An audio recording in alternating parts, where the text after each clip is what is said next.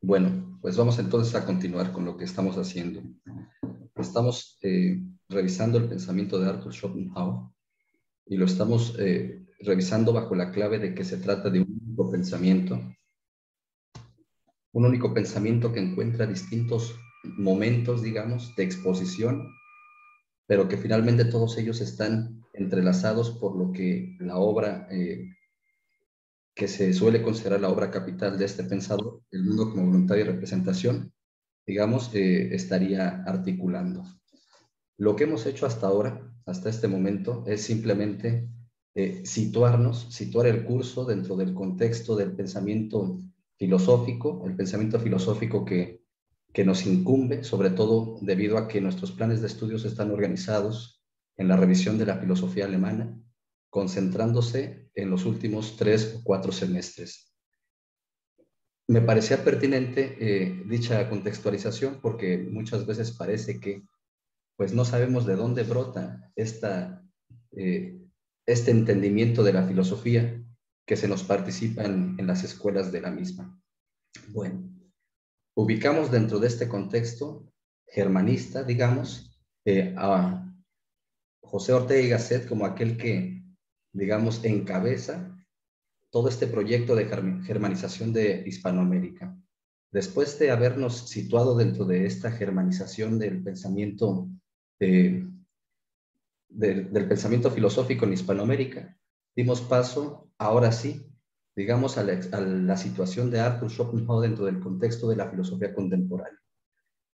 Una vez hecho esto, introducimos en general a su pensamiento, señalamos algunas advertencias, sobre todo las relativas a fragmentar este pensamiento, a qué significa querer derivar de esta filosofía una ética, una metafísica, una física, incluso una nociología, una epistemología, si se quiere ser un poco más específico dentro de esta, etcétera, etcétera. Mencionamos también, digamos, los ciertos peligros en los cuales se incurre precisamente por considerar que esta filosofía puede ser divisible o puede ser, digamos, sí, que puede responder a distintas inquietudes específicas, parciales, sin que esto tenga, digamos, alguna consecuencia negativa respecto a la visión general de la misma.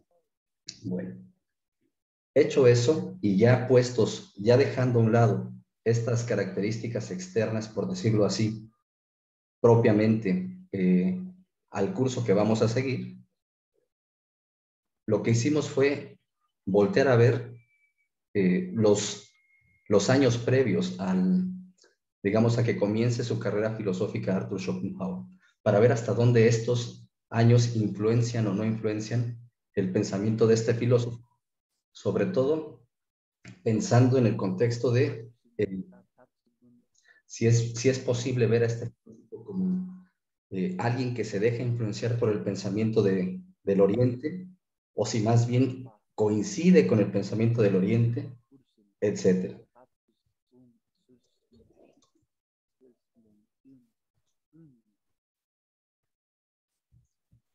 Bueno, alcanzo a escuchar, ¿alguien está queriendo comentar algo? No. Bueno, entonces hablamos en general de los diarios de viaje de este filósofo, de su situación apátrida, de cómo antes de los diarios de viaje también ya había participado de esta experiencia de habitar otro tipo de culturas, otras lenguas, incluso al punto de poner en riesgo, digamos, la comprensión o la naturalidad de su propia lengua, etcétera. Todo esto hasta encontrarnos en este momento, digamos, en el que arranca propiamente la investigación filosófica de este autor, que sería la cuádruple raíz del principio de razón suficiente, es decir, la tesis doctoral. Antes de ello habíamos mencionado que Arthur Schopenhauer se había dedicado al comercio por promesa a su padre, una promesa que más bien le metió en cierta tortura, puesto que consideraba que estaba dedicando su vida, o que más bien estaba falseando su vida, porque su vida se estaba dirigiendo hacia, digamos, a circunstancias que pues más bien le desanimaban. en función de ello es que va a poder hacer el cambio, va a poder hacer un giro respecto a su decisión o a esta promesa que había hecho a su padre por intervención de su madre. Bueno, al comenzar sus estudios, propiamente en las ciencias, en la literatura, lo que le interesó a Arthur Schopenhauer fue la medicina. Sin embargo, pronto va a abandonar los estudios de medicina para dedicarse específicamente a los de filosofía, influenciado por las lecturas, sobre todo de Platón y de Kant. Bueno, había comenzado ya brevemente esto de la cuádruple raíz del principio de razón suficiente, pero precisamente como vamos a retomar hoy este texto, me parece que sería el día en que simplemente, más bien, hoy es el día que vamos a ocuparnos de la cuádruple raíz del principio de razón suficiente. No sé qué tanto hayan avanzado en la lectura del mismo. Voy a comenzar la lectura del texto que tengo preparado para esta exposición y eventualmente pues podemos atender las distintas inquietudes, las distintas dudas que hayan surgido en sus propias lecturas. Bueno, la cuádruple raíz del principio de razón suficiente. Tras la batalla de Lützen, parecía verse amenazada la ciudad de Berlín, por lo que Schopenhauer la abandona y se dirige primero a Dresde, pero dadas las circunstancias políticas que la ciudad sufría, pronto la abandona también para continuar mejor hacia Weimar y estar un breve tiempo con su familia. Finalmente se traslada a Rudolstadt, que es la ciudad donde Schopenhauer termina de redactar su tesis sobre la cuádruple raíz del principio de razón suficiente. A pesar de su deseo de presentar dicha tesis para optar por el grado de doctor en filosofía en la Facultad de Filosofía de Berlín, las circunstancias que le habían hecho trasladarse hacia Rudolstadt, donde se encontraba la Universidad de Jena como la más cercana, así como el que para entonces Schopenhauer sentía muy necesario el título de doctor, según él mismo escribe, decidió enviar su tesis a la Facultad de Filosofía de la Universidad de Jena el 24 de septiembre de 1813, acompañada de una carta escrita en latín en la que describe las circunstancias de su solicitud, así como un breve resumen de su vida y de su trayectoria académica, lo que fue precedido por una carta del 22 de septiembre de 1813 a Heinrich Karl Abraham Eichstätt, decano de la Facultad de Filosofía de la Universidad de Jena, acompañada de 10 Federicos de Oro, en la que le pide que sea atendida su solicitud para doctorarse y le comunica que de 2 a 5 días tardaría en enviarle su tesis. Finalmente lo hace el 24 de septiembre, suplicando a los doctos y preclaros filósofos de esa facultad que, en el caso de que mi opúsculo, escribe Schopenhauer, obtenga su aprobación en general, pero haya alguna particularidad que, según su opinión, no se atenga a la verdad, no sea lo suficientemente clara o bien demasiado superficial, o que parezca que ya haya sido enunciada de otra manera, que me lo hagan saber sin otorgarme en ello la más mínima concesión. Y para el 5 de octubre le escribe de vuelta al decano para agradecerle porque se le ha otorgado ya el grado de doctor, y para solicitarle el manuscrito para enviarlo a la imprenta, pues señala, tras algunos cambios añadidos, habrá de ir tal como está.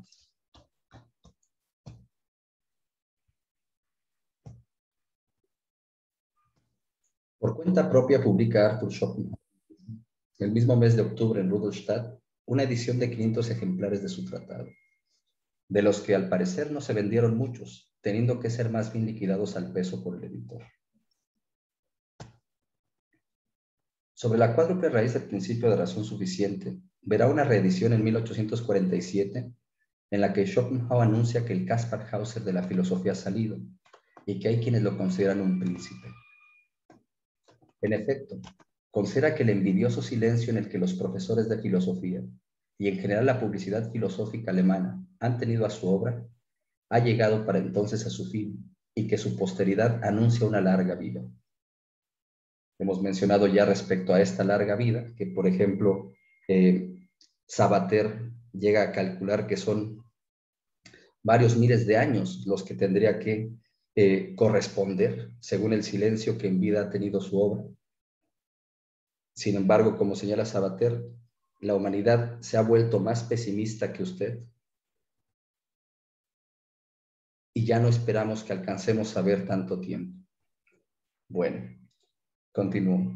Para este año, entonces, ha publicado ya todas sus obras, para este año de la segunda edición del mundo sobre la cuádruple raíz del principio de razón suficiente, ha publicado ya todas sus obras excepto Parerga y Paralipomena.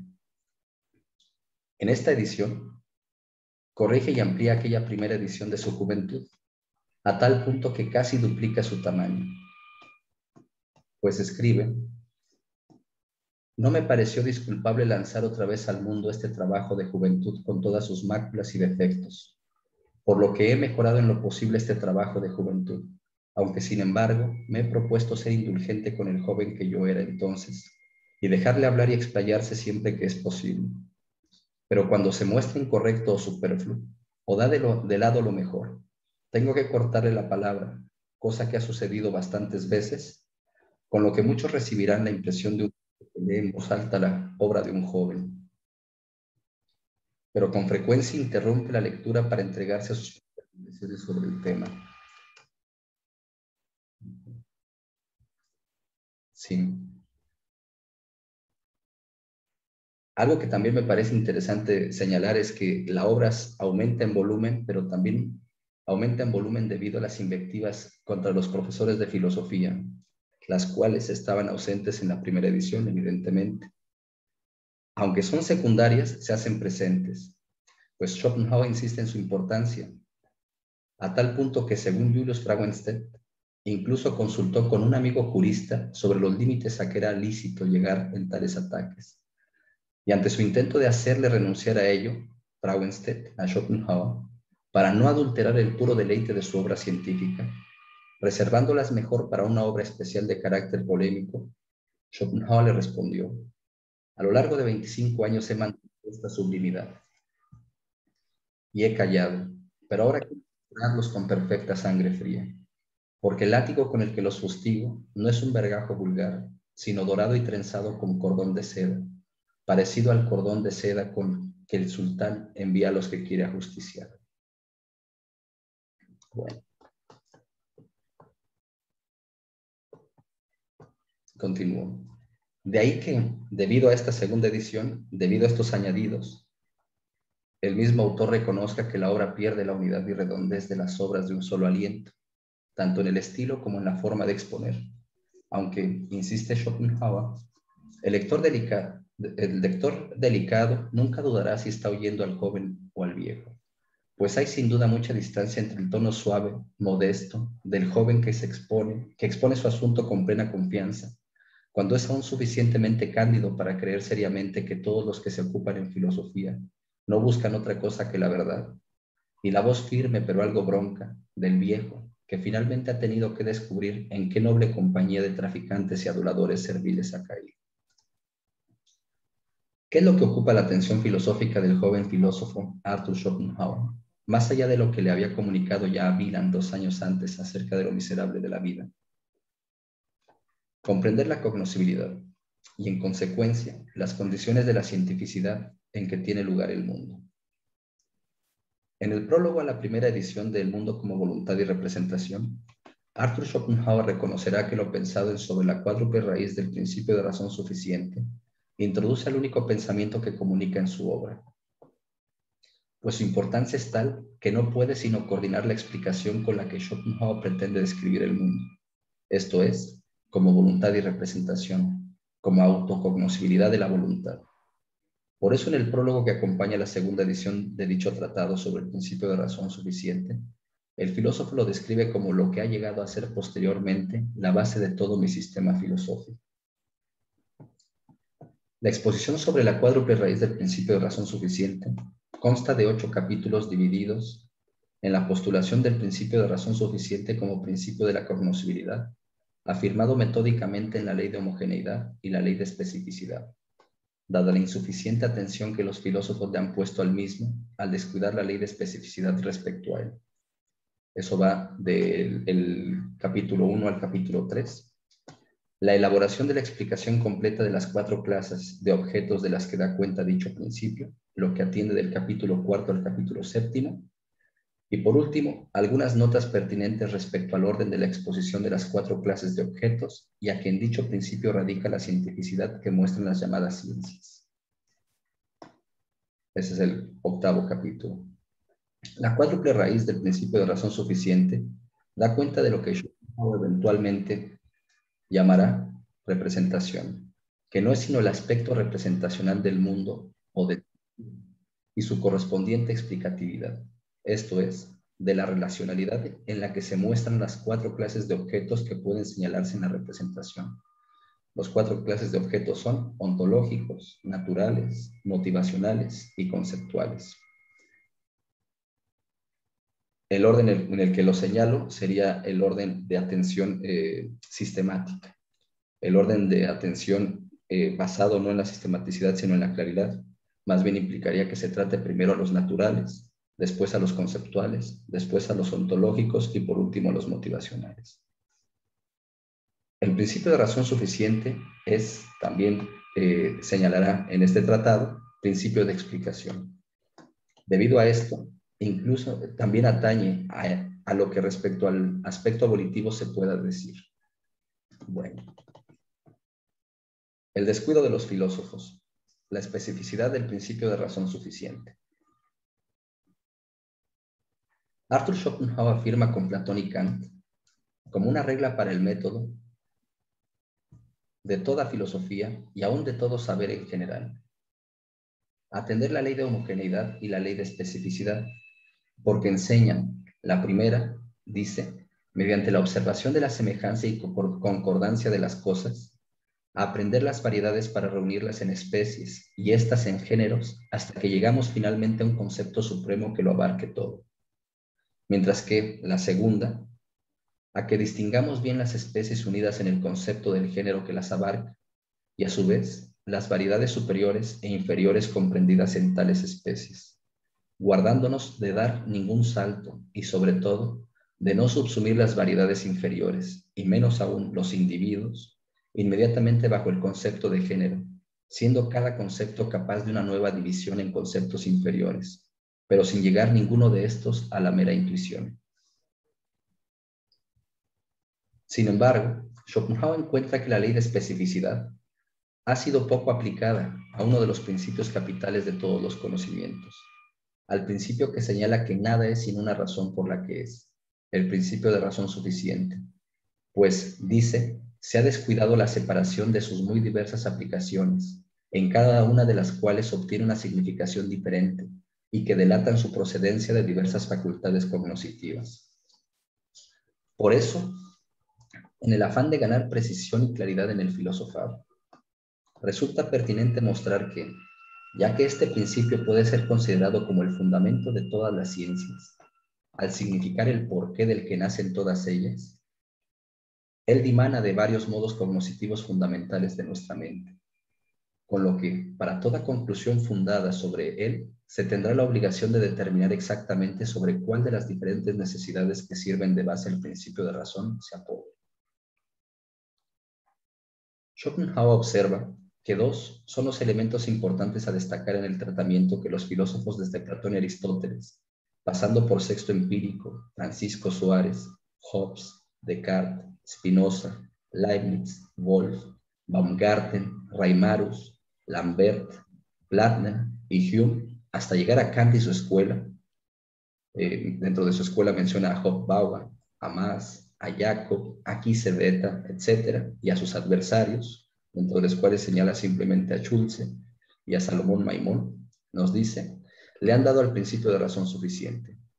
1, que aunque la atención a este principio no se extrañe en las consideraciones filosóficas habidas, ha sido sin embargo insuficiente la exposición que se ha hecho del mismo, sobre todo porque, entre confusiones y desaciertos, y de modo gradual y sorprendentemente tardío, por lo general no se han distinguido sino 2 modos o aplicaciones del mismo, como causa en las mutaciones de los objetos reales y como razón de conocimiento en los juicios. Y 2, que aunque se han intentado demostraciones del principio de razón suficiente, este es indemostrable, por lo que han sido en vano, pues pedir una demostración es simplemente afirmar el principio de razón, por lo que al pedir una demostración del principio de razón suficiente, nos dice, se cae en el círculo vicioso de pedir una demostración al derecho de pedir una demostración.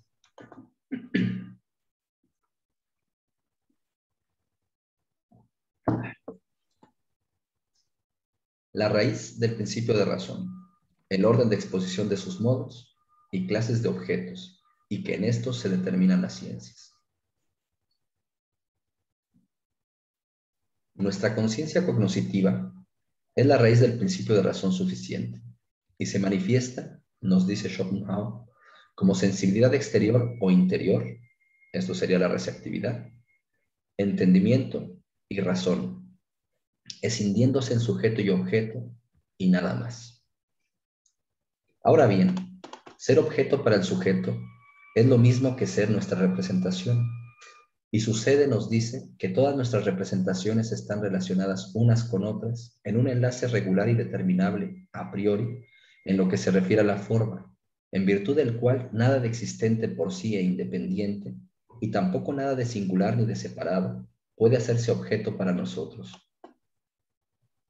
Este enlace es el que expresa el principio de razón suficiente en su generalidad, por lo que la razón, aquí hay que prestar atención porque en alemán, en español llamamos razón, digamos, a distintas sustantivos que en alemán tendrán variados nombres. Por ejemplo, en español se puede confundir como razón, o en general las lenguas latinas, tres conceptos alemanes tales como Grund, Ursache y Vernunft. A esos tres nosotros podríamos llamarle simplemente razón. Sin embargo, precisamente en ello consisten algunas de las dificultades, algunas de las confusiones que la filosofía ha llevado a cabo, por ejemplo, en lo que va a señalar, lo que le va a señalar Arthur Schopenhauer, sobre todo a Descartes, que es que llegan a hacer pasar razones de conocimiento como si fueran causas. Entonces, por eso me parece pertinente insistir en algunos de estos conceptos y voy a empezar a poner los conceptos en alemán para que se hagan visibles. En este caso, un poco más abajo volvemos a hablar de la razón, pero en este caso va a ser Vernunft. Grund, en todo caso, simplemente tiene que ver con esto, con el fundamento. Grund es, digamos, la razón entendida como fundamento en general, fundamento en general. Vernunft va a ser la capacidad racional. Ursache va a ser simplemente la causa en sentido material. Bueno, entonces, por lo que toca a la razón, Wundt no consiste sino en la relacionalidad de los objetos especificados, dice Boy. Por lo que la razón, sí, no consiste sino en la relacionalidad de los objetos especificados, no en dos, sino en cuatro clases que se corresponden cada una de ellas, con una de las cuatro facultades cognoscitivas. La de los objetos ontológicos, con el entendimiento, o sea, con el entendimiento de la sensibilidad pura o trascendental. La de los naturales causales, con la sensibilidad exterior, es decir, con el entendimiento de la sensibilidad exterior completa o empírica. La de los naturales nacionales, con la sensibilidad interior, esto es, con el entendimiento de la sensibilidad interior completa o empírica. La de los conceptuales, con el abstracto reflejo del entendimiento en el que consiste la razón. En este caso, Vernunft, como facultad de conceptos. Ahora bien, por lo que toca al orden de la exposición de las cuatro clases de objetos y la forma del principio de razón que reina en ellas, distingue según se elija para ella, o el criterio de la claridad o el de la sistematicidad. Si se busca la sistematicidad, el orden de exposición comenzaría con el principio de razón suficiente del ser, en su aplicación del tiempo, después en su aplicación del espacio, tras lo que seguiría la ley de causalidad o principio de razón suficiente del devenir, y después de ella la ley de la motivación o principio de razón del querer, para por último ocuparse del principio de razón suficiente del conocer, puesto que los primeros tres se refieren a representaciones inmediatas y este último a representaciones de representaciones. Digo representaciones inmediatas, pero hay que tomar en cuenta que estas representaciones inmediatas, al ser representaciones, ya poseen la naturaleza del principio de razón, que es que las obliga a estar siempre en la relacionalidad, es decir, siempre ser medios para fines y siempre ser fines que vienen de medios.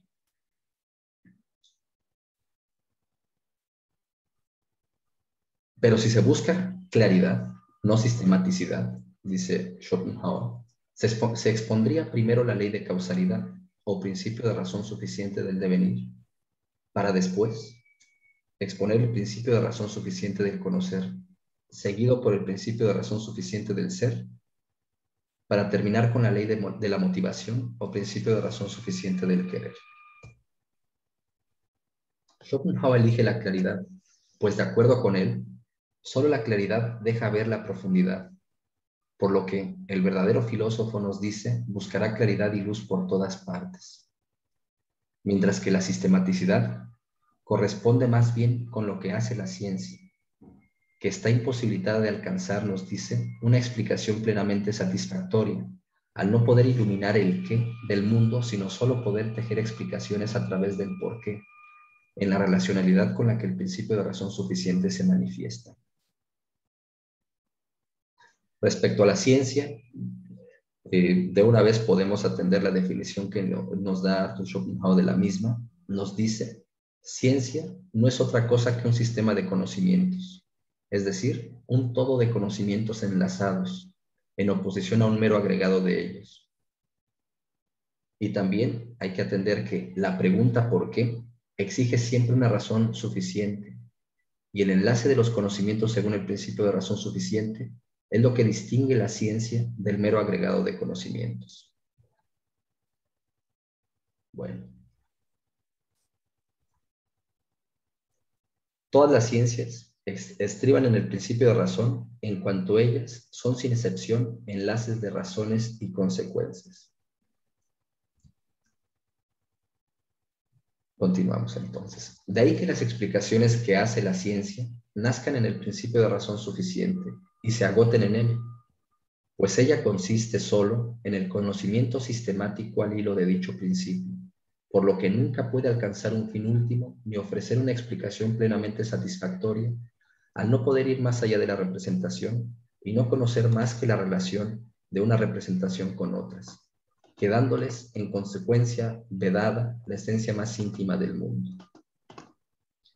Queda por último decir al respecto que incluso la pluralidad de ciencias que puede señalarse queda determinada por las formas del principio de razón suficiente que rigen en las 4 clases de objetos correspondientes a su cuádruple raíz, teniendo así cada una de las ciencias como hilo conductor una de dichas formas con preferencia a las demás, aunque las otras también hay en explicación, solo que más subordinada.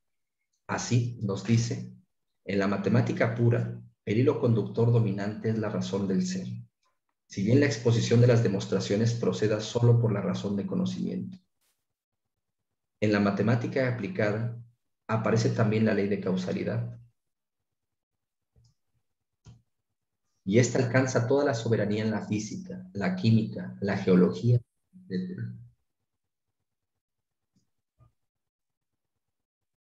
El principio de razón del conocer encuentra fuerte aplicación absolutamente en todas las ciencias, puesto que en todas ellas lo particular es conocido por lo general, pero es el hilo conductor dominante y casi exclusivo en la botánica, la zoología, la mineralogía y demás ciencias clasificatorias.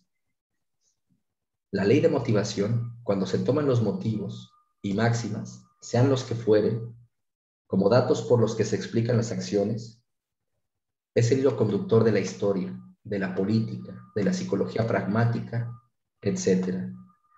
Pero si se toman por objeto de investigación los motivos y las máximas mismos, según su valor y su origen, la ley de motivación constituirá el hilo conductor de la ética.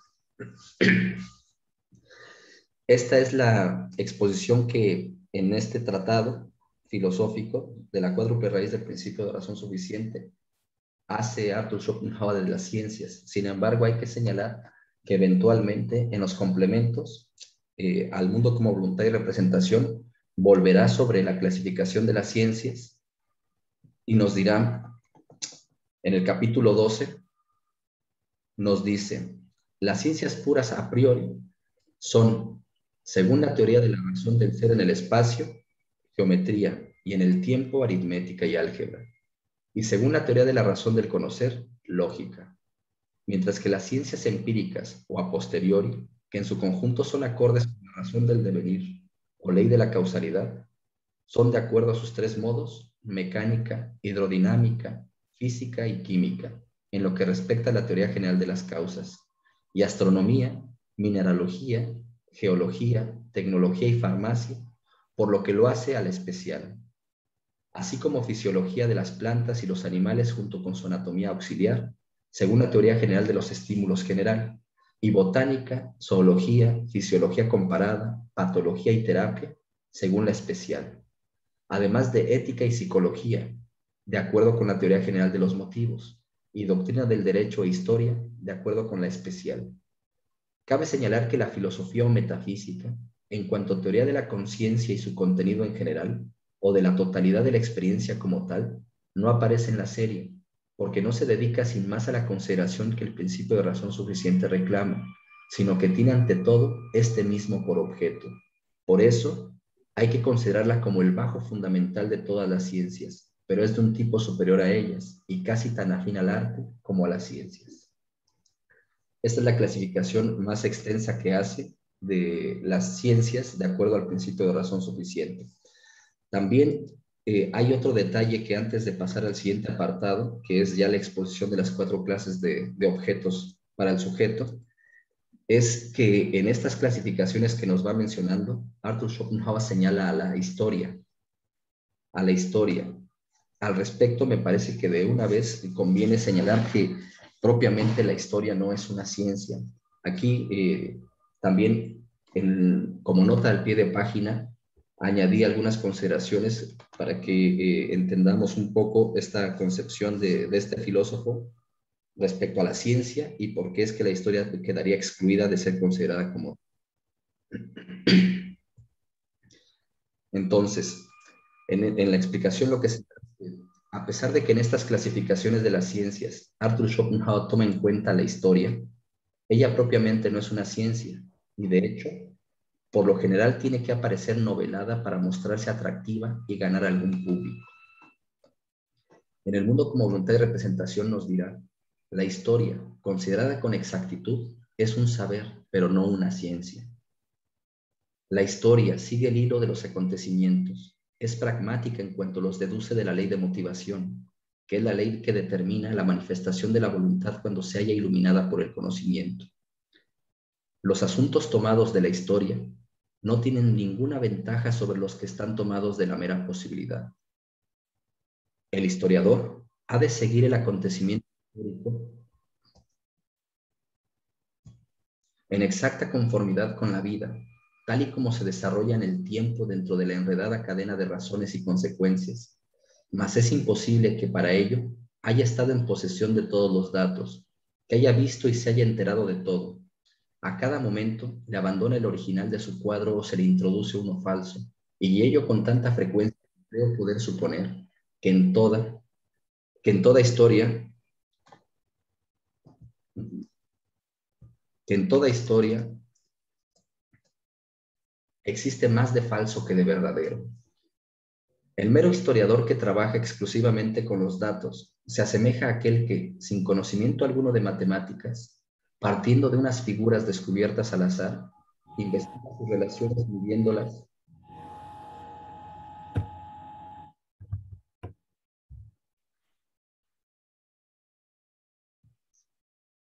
Dato este que, al ser descubierto empíricamente, adolece los mismos defectos que la figura dibujada. Hay una interferencia.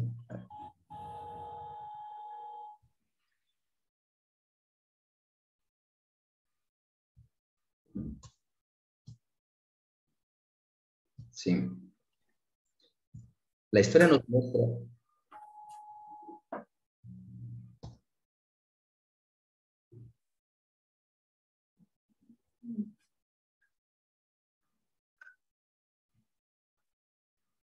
Bueno, la historia nos muestra la humanidad tal y como una vista desde una alta montaña nos muestra la naturaleza. Vemos muchas cosas de una vez. amplias distancias, grandes masas, pero nada resulta cognoscible con claridad ni en su verdadera esencia. Y en los complementos, añadirá Arthur Schopenhauer, la historia es la única que no puede entrar en esa serie, ya que no puede gloriarse del mismo privilegio que las otras, pues le hace falta el carácter fundamental de la ciencia, la subordinación de los conocimientos, en lugar de la cual ha demostrado una mera coordinación de los mismos.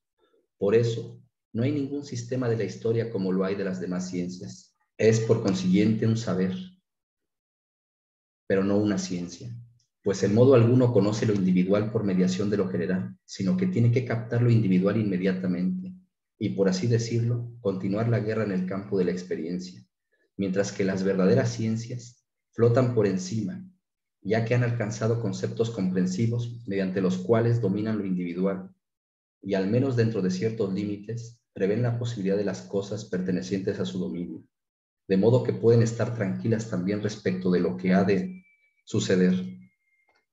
Las ciencias, dado que son sistemas de conceptos, hablan siempre de especies, la historia de individuos. Sería por consiguiente una ciencia de individuos, lo cual expresa una contradicción.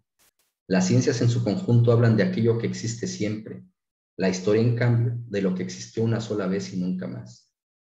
Puesto que además la historia tiene que ver con lo estrictamente particular e individual, que es inagotable por naturaleza, todo lo conoce solo de manera imperfecta y a medias, y al mismo tiempo tiene que hacer que cada nuevo día en su cotidianidad le enseñe eso que no sabía.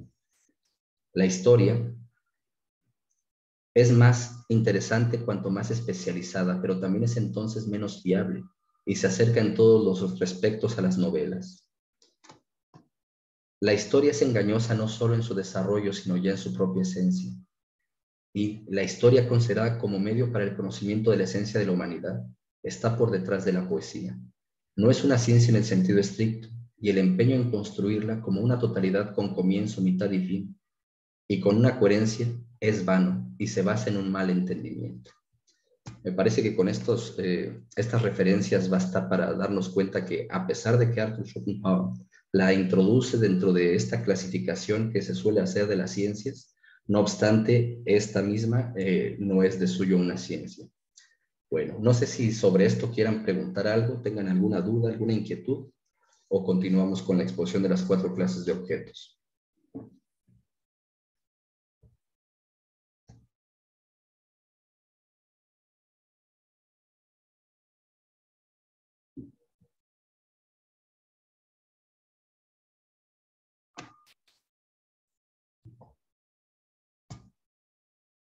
Sí.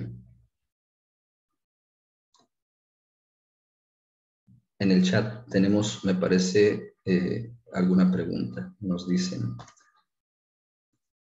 Schopenhauer de alguna manera llegó a la conclusión del concepto de los principios de homogeneidad y especificidad a través de las lecturas sobre monadología de Leibniz o en tanto por reflexiones propias, originales acerca de las descripciones de las fenomenologías del mundo. Bueno, llega a esos conceptos a través de la lectura de Kant, más que de la...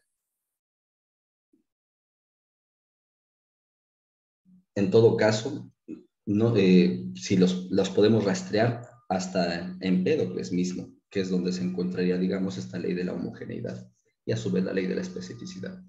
No se nos olvide que en Empédocles tenemos pues la tesis de las 4 raíces de los rizómata, que a pesar de que pueden, mediante la acción del amor, pueden como confundirse, no obstante tienen, digamos, sus propias características a tal punto que en la acción del odio, estas pueden separarse en su pureza, y lo digo en su pureza, puesto que no pueden ir más allá de ello, mientras que hay distintas separaciones en donde donde podríamos señalar al hombre, a la estrella, al árbol, etcétera, pero no son separaciones puras, sino que tienen, digamos, distintas proporciones de lo que sí sería lo puro, que serían estas 4 raíces. Es decir, en el fondo, estas leyes están señaladas ya desde, o se señalan, digamos, como originándose al menos desde la postura de Empédocles, pero Arthur Schopenhauer llega directamente, es decir, en la revisión que hace a través de Kant. Bueno.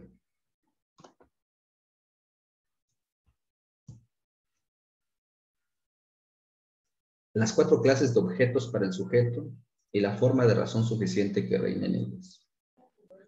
Profesor Jesús, disculpe.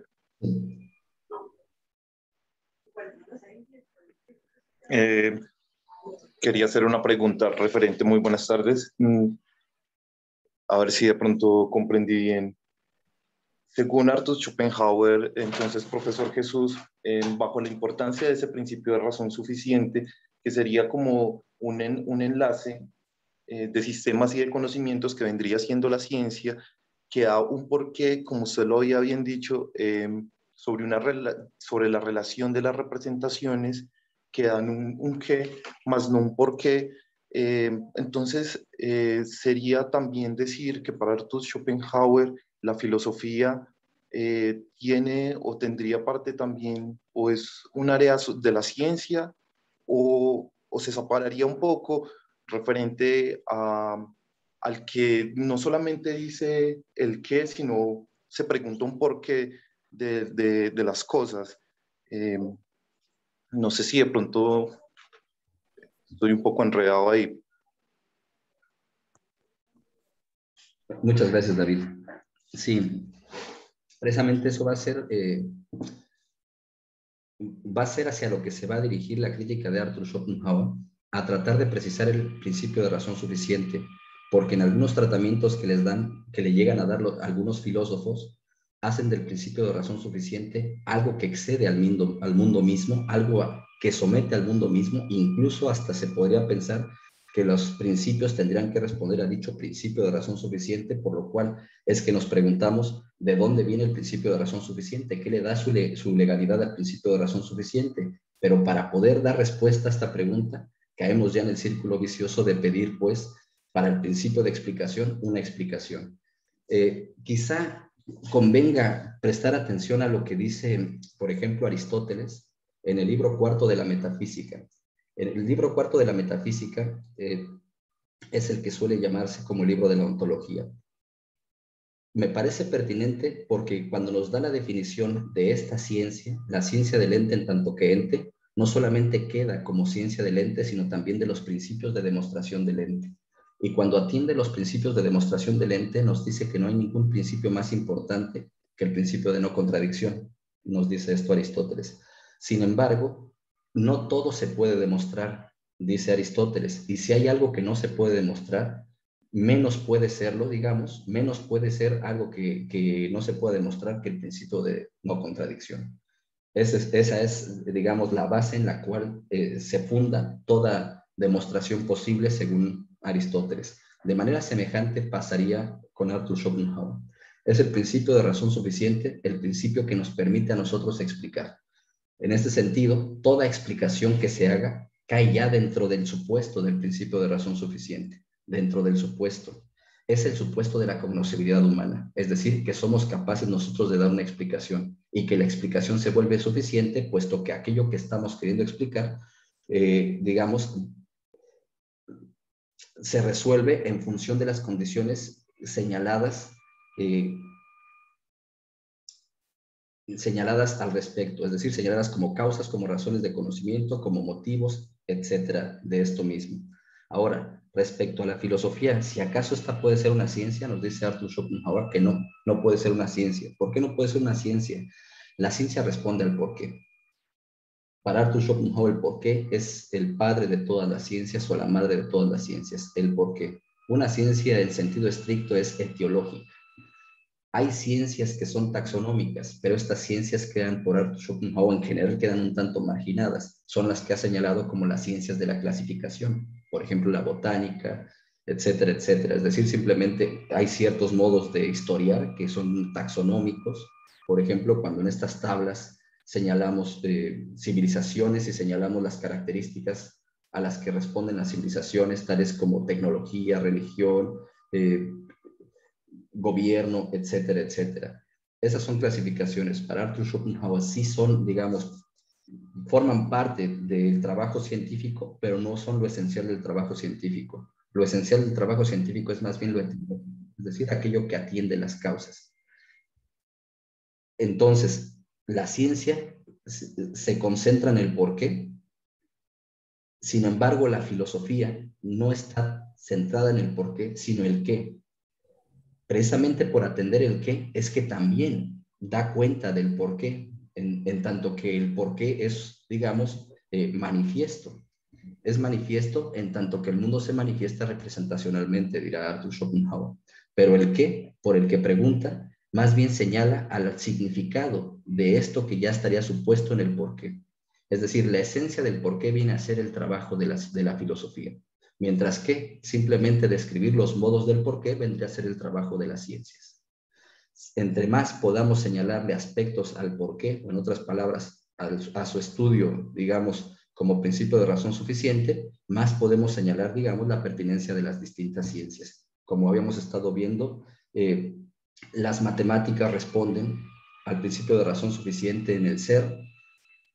Por ejemplo, en su vertiente del tiempo y el espacio, en el espacio, a ello respondería la geometría, mientras que en el tiempo respondería su estudio, la aritmética y el álgebra, y así sucesivamente. No sé, David, si con esto respondo a tu inquietud. Profesor Jesús, no, correcto. Muchas gracias. Bueno, entonces continuamos.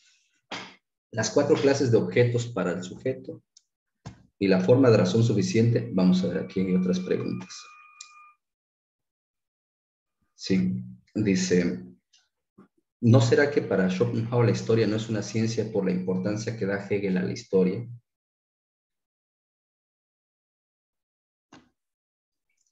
Bueno, no me parece que fuese una cuestión tan personal y sobre todo tan reactiva a la que reduciría su trabajo filosófico Arthur Schopenhauer. Es decir, sí sabemos pues que tiene cierta relevancia el contexto con Hegel, pero Hegel para él es solamente un ejemplo, digamos, del trabajo que se hace pasar por filosófico, pero que más bien tiene otro tipo de compromisos.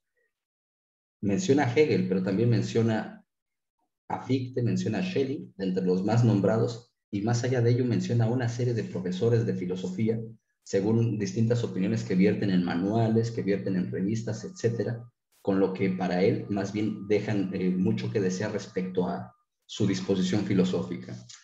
No me parece que sea una cuestión, que sea por eso que deja de lado la historia o que acusa que la historia no sería una ciencia.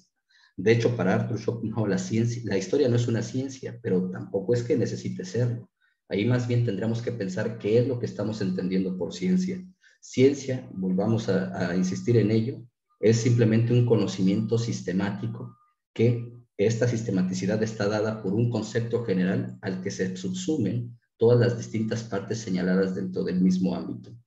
Eso vendría a ser ciencia. Para Arthur Schopenhauer la historia sería, nos dice como metáfora, vendría a ser como la razón de la humanidad. Viene a ser como la razón de la humanidad.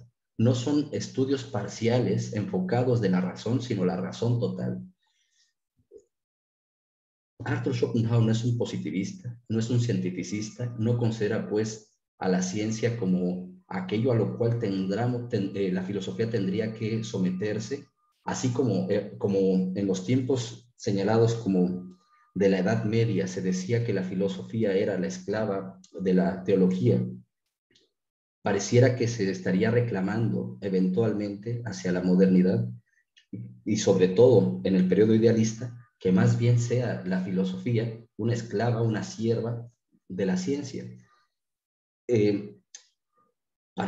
Si queremos ser un poco más precisos respecto a la relación entre la filosofía y la ciencia, Aristóteles postula la filosofía como ciencia, pero siempre queda pues en tensión si acaso es que logra mostrar que efectivamente la filosofía sea una ciencia.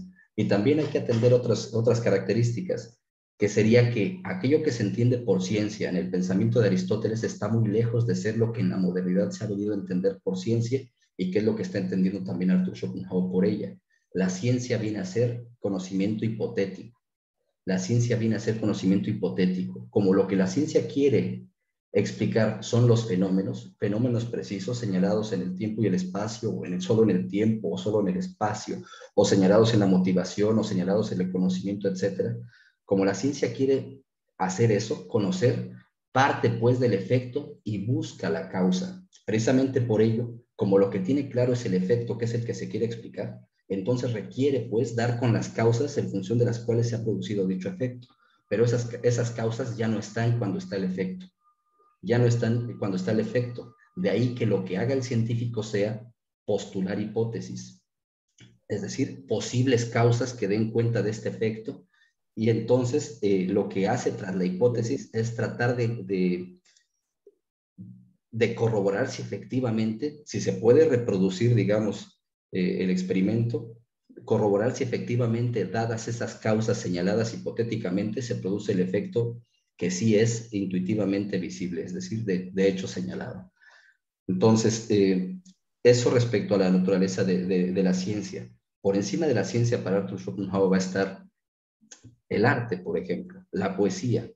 Para él incluso va a ser mucho más pertinente la poesía, digamos, para conocer al hombre es mejor conocerlo a través de la poesía que a través de la historia, sobre todo porque la poesía, digamos, sin, sin reducirse al individuo, nos va a hablar de lo común a todos los individuos. Y por encima del arte, por encima de la poesía vendría a estar la filosofía, que vendría a englobar estos aspectos en los cuales el hombre también, digamos, se demora, que serían aspectos del carácter científico, aspectos del carácter estético, pero está el carácter filosófico. Y el carácter filosófico simplemente envuelve, digamos, estos modos un tanto limitados de otros tipos de caracteres del hombre. Eso respecto a que no sería tal cual una cuestión, lo de la ciencia, una dificultad que tenga Arthur Schopenhauer con Hegel al respecto de la ciencia. De hecho, lo único que se sabe, o podríamos señalar que respecto a la ciencia, Arthur Schopenhauer y Hegel, Arthur Schopenhauer va a señalar que en el examen en el cual él estuvo presente, Hegel, el examen para admitir a Arthur Schopenhauer a dar clases en la Universidad de Berlín, estuvo presente Hegel, y las cuestiones que se trataban hicieron que Arthur Schopenhauer vinculara algunas explicaciones fisiológicas, algunas explicaciones que más bien obedecen al campo de la ciencia, que Hegel al respecto interrumpió queriendo criticar la explicación que daba Arthur Schopenhauer, y que el decano de medicina de la Facultad de Berlín tuvo que limitar a Hegel, señalando que de acuerdo con los conocimientos de la medicina, de los cuales disponían hasta ese tiempo, pues lo que decía Arthur Schopenhauer era correcto. Eso hizo que se silenciara ya Hegel en dicho juicio y hace que eventualmente Arthur Schopenhauer incluso lo refiera. Otros pasajes donde podremos encontrarnos esta denuncia de Arthur Schopenhauer frente a la falta de conocimiento científico, la debilidad de formación científica de Hegel, los encontramos sobre todo en los prólogos, o más que en los prólogos, en el primer prólogo a los dos problemas fundamentales de la ética. Precisamente porque estos dos problemas fundamentales de la ética, que el primero tiene que ver con la libertad de la voluntad humana y el segundo tiene que ver con el fundamento de la moral, el primero es premiado por la Sociedad Noruega de las Ciencias, mientras que el segundo no es premiado, a pesar de ser el único texto que se presente. Y de hecho la sociedad va a hacer público su juicio contra Schopenhauer y va a acusarlo de haber confundido la pregunta, de haber introducido información ajena a aquella que se estaba solicitando, y también de haber maltratado a grandes filósofos. Y dentro de esta consideración de haber maltratado a grandes filósofos es que se encuentra Hegel. Arthur Schopenhauer va a darle una respuesta a dicha sociedad, en tanto que dicha sociedad hizo público este juicio. Y en la respuesta que él va a dar, va a citar una serie de pasajes de algunas obras de Hegel, donde muestra cómo son prácticamente nulos sus conocimientos científicos. Si se quiere ahondar, digamos, puede comenzarse por ahí, y también hay no pocos trabajos al respecto. Pero bueno, eso respecto a que no sería una cuestión tanto, más bien hasta podemos preguntar si Hegel realmente está pensando en la ciencia, como diría Miguel de Unamuno, la ciencia con C minúscula, latina, pequeña, reducida, la del trabajador, o está pensando en esta megalomanía alemana, en la ciencia, la Wissenschaft con C mayúscula. Si es que en alemán se escribe con W, pues es Wissenschaft. Es decir, si está pensando en ello y si la ciencia, en realidad se corresponde con el trabajo científico, como eventualmente más bien los científicos estarán criticando, entre otros tantos, a Hegel. Bueno, eso en general respecto a la inquietud que manifiesta Andrés Rico. Luego, Oscar Daniel pregunta, ¿el principio excede al mundo con el argumento ontológico de la existencia de Dios? Efectivamente, el principio excede al mundo con el argumento ontológico de la existencia de Dios. Por eso lo que hace Arthur Schopenhauer es tratar de dar cuenta, tratar de aclararnos dicho principio y entender al principio solamente como principio de cognoscibilidad, no como ninguna estructura real que someta a la materia, que someta al mundo, que someta a cuanto pueda existir, sea espiritual o sea material. Esto más adelante lo va a señalar, estas críticas, hacia la parte de las consideraciones y los resultados del estudio de este principio. Hará algunos comentarios en dirección al problema que hay en el argumento ontológico. Brevemente, dentro de la exposición introductoria que yo ya he estado haciendo en las sesiones pasadas, apunté a la crítica que hace Arthur Schopenhauer a la ontoteología, dentro de lo cual tanto el argumento cosmológico como el argumento ontológico, como el argumento psicológico y toda pretensión teológica, digamos, queda filosóficamente desdeñada, precisamente porque introducen ya este supuesto. Entonces, el principio de razón es principio de explicación. El mundo se me presenta como mundo en tanto que yo señalo representaciones, las cuales están hiladas en su relacionalidad por el principio de razón suficiente. Pero siempre que yo señalo una representación, esta ya es un cúmulo de relaciones. Y este cúmulo de relaciones siempre está a su vez vinculándose, siempre está en relación con otros cúmulos de relaciones. Así que poder hablar de una totalidad de relaciones, que sería el mundo, como totalidad de relaciones, y a su vez querer pedir la relación de esta totalidad de relaciones, vendría a ser incluso un planteamiento paradójico. No sé si me explico. Vamos a estar insistiendo sobre esta crítica a la ontoteología, porque es decisiva en esta, digamos, en este nuevo planteamiento mundosófico, más de corte fenomenológico, podríamos decir, o más, ¿cómo señalarlo? Más dentro del espíritu que eventualmente se ha de llamar fenomenológico, me parece, que propiamente dentro de este esquema, digamos, constructivo, de este esquema que más bien asume partes que tiene que armar como un rompecabezas hasta dar la mejor forma, la mejor imagen que tendría que tener el mundo dados estos supuestos. Bueno, no sé si sobre ello aclaro las inquietudes que mencionan en el chat. Por otra parte, está levantando la mano David. David. Sí, profesor Jesús, referente a la pregunta también sobre Schopenhauer y la historia que, que nos habla también Hegel. Si para Hegel la historia es el producto de la racionalidad, se me presenta a mí la pregunta, profesor Jesús, ¿será que para Schopenhauer entonces no, la historia no es un producto de la razón, sino de la irracionalidad, haciendo relación con la voluntad de vivir, puesto que no sería entonces, es la especie la que está por encima del individuo y es la especie algo que viene a través no de algo referente o que tenga que ver con las facultades cognitivas, sino a través de algo ciego e irracional. Eh, entonces, no sé, profesor Jesús, si eso de pronto tenga alguna relación con lo que para Schopenhauer podría ser también una explicación referente a la historia.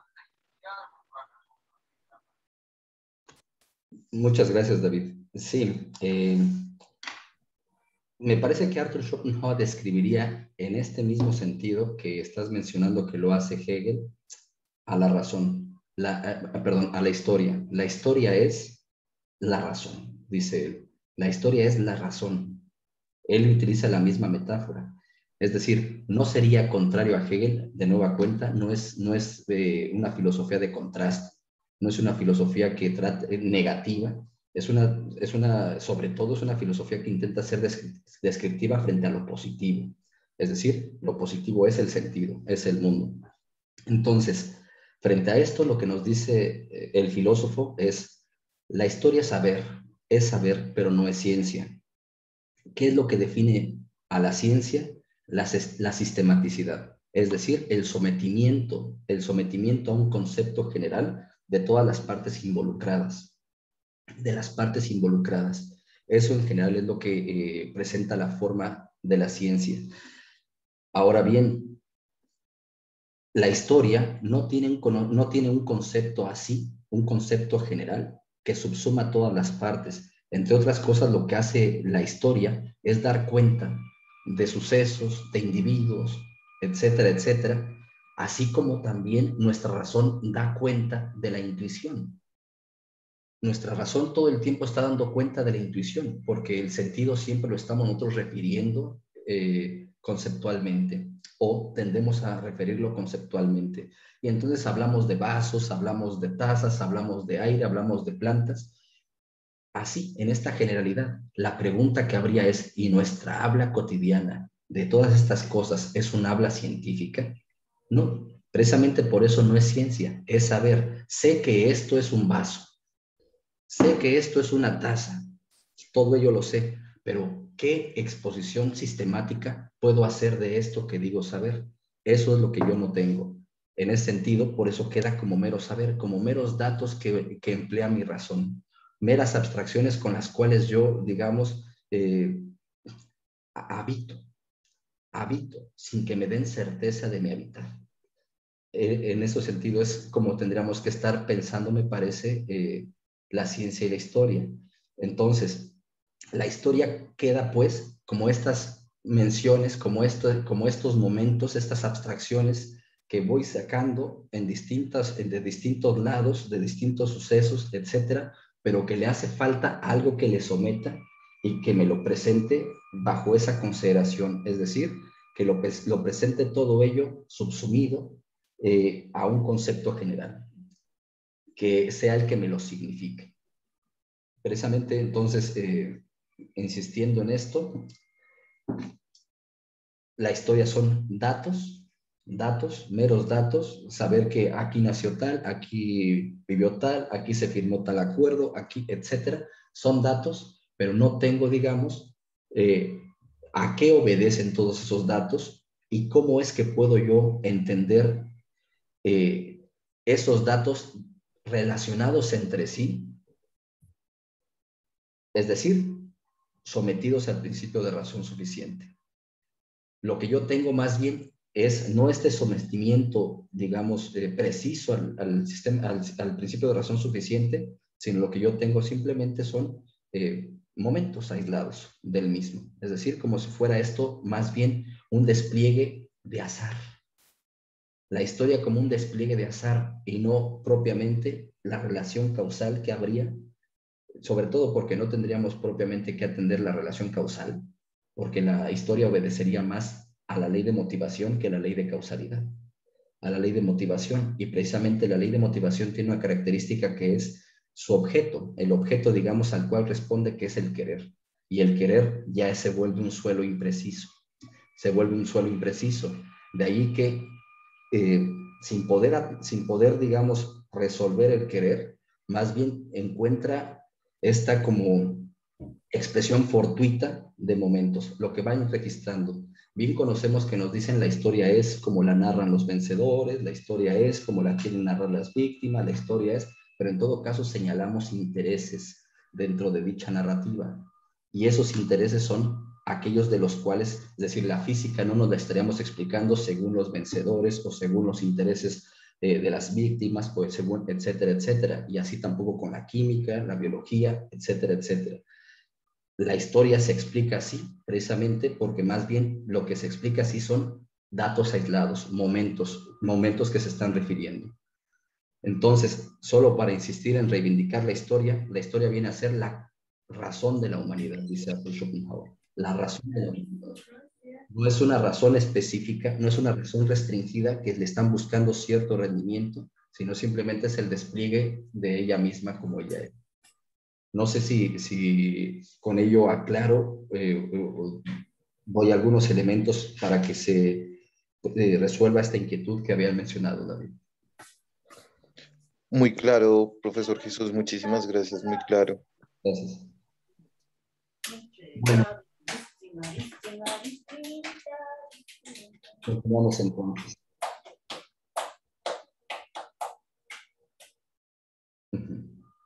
Las 4 clases de objetos para el sujeto y la forma de razón suficiente que reina en ellas. 1. Por mor de la claridad en la exposición, la primera clase de objetos para el sujeto es la de las representaciones naturales causales, las cuales son intuitivas, completas y empíricas.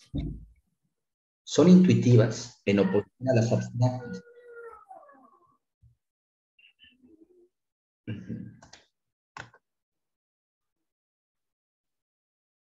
Sí. Son intuitivas en oposición a las abstractas, que no son sentidas sino pensadas. Son completas, porque a diferencia de las ontológicas, que, aunque son intuitivas, solo contienen lo formal de los fenómenos, estas contienen tanto lo material como lo formal de estos. Y son empíricas, porque no brotan de meras vinculaciones de pensamientos, como lo hacen las abstractas, sino que se originan en una estimulación de la sensación de nuestro cuerpo sensitivo. Comparten con las motivacionales ser intuitivas y empíricas, y se distinguen porque las causales son externas, mientras las motivacionales son internas.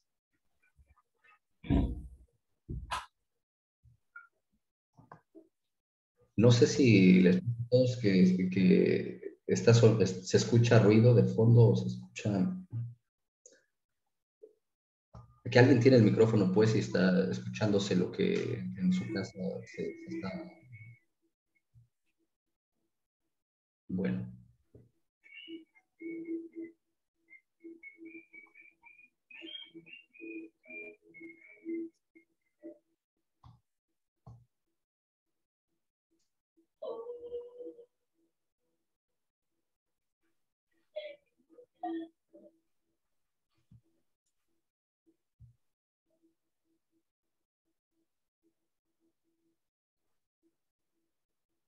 Bueno.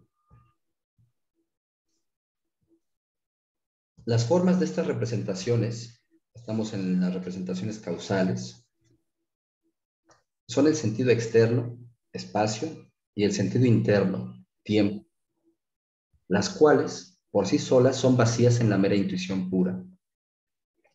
Pero en su perceptibilidad empírica se muestran ya llenas, pues aparecen como materia. De aquí que se pueda decir que la perceptibilidad de estas formas es la materia. Desde estas formas es que se explican la sucesión, la simultaneidad y la duración que muestran dichas representaciones naturales causales.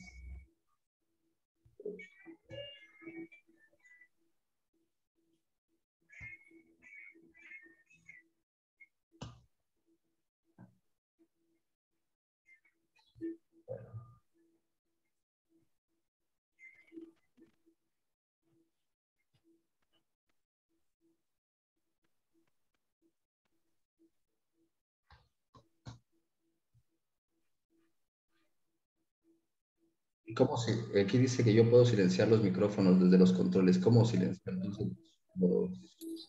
Profesor, donde dice participantes, le va a dar un clic. Tú vas a entrar y le va a aparecer la lista de los que estamos conectados. El micrófono que no tenga barrita le va a dar usted donde dice más. Por ejemplo, aquí Diego dice más y le va a poner silenciar micrófono. No tengo la opción. ¿En participantes? De silenciar el micrófono no tengo la opción. De hecho, hasta dice solicitar para reactivar el audio.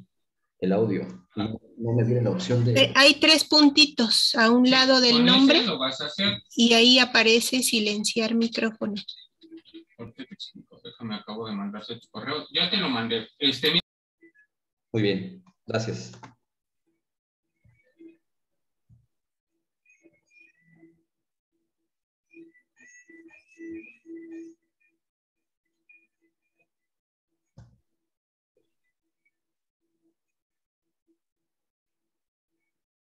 Bueno.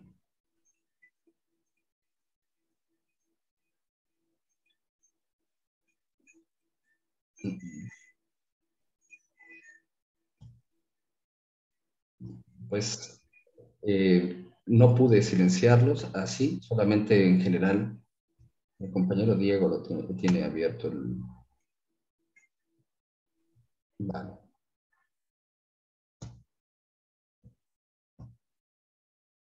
Muy bien. Bueno, creo que ahora sí ya se logró. Vamos a continuar entonces. Entonces decíamos, desde estas formas se explican la sucesión, la simultaneidad, el cambio y la duración que muestran dichas representaciones naturales causales. No obstante, dentro de dichas formas hay en el sentido interno una prioridad noseológico-ontológica, porque el sujeto solo conoce inmediatamente por él, pues el sentido externo es objeto a su vez del interno, el cual percibe de nuevo las percepciones de aquel. Ahora bien, la sucesión significa el tiempo, mientras que la situación lo hace al espacio. Por eso es que ellas son los modos en los que se muestra en el tiempo y en el espacio el principio de razón suficiente del ser, a saber, como sucesión en el tiempo y como situación en el espacio.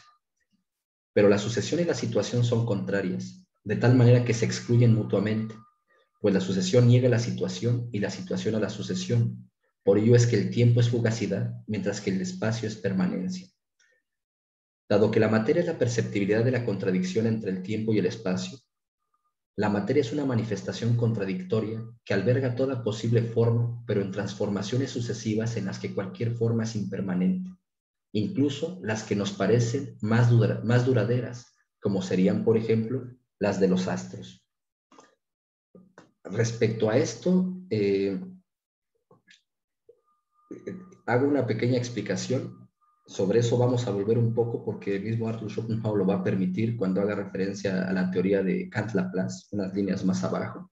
Pero bueno, no está de más que señale que, como es sabido, la astronomía tiene 2 apuestas generales sobre la constitución de los astros. O estos son materia incorruptible, éter, a diferencia de la materia corruptible de las cosas terrestres formadas de tierra, agua, aire y fuego, o son de la misma materia que las cosas terrestres, y en consecuencia también son como ellas corruptibles. La primera se origina en la teoría de Aristóteles, y la segunda en las de Galileo, Kant y Laplace. Es decir, Galileo observó por medio de su telescopio manchas en el Sol y cráteres en la Luna, mientras que Kant y Laplace teorizaron la formación de los astros a partir de una nebulosa primitiva y relaciones gravitatorias.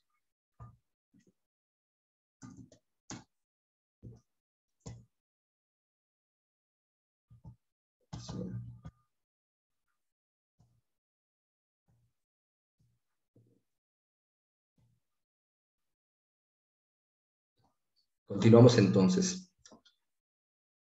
El soportar todas las formas posibles sin ser ella forma soportada es lo que muestra que es a la materia a la que corresponde ser llamada sustancia, siendo en consecuencia un mero sinónimo de ella.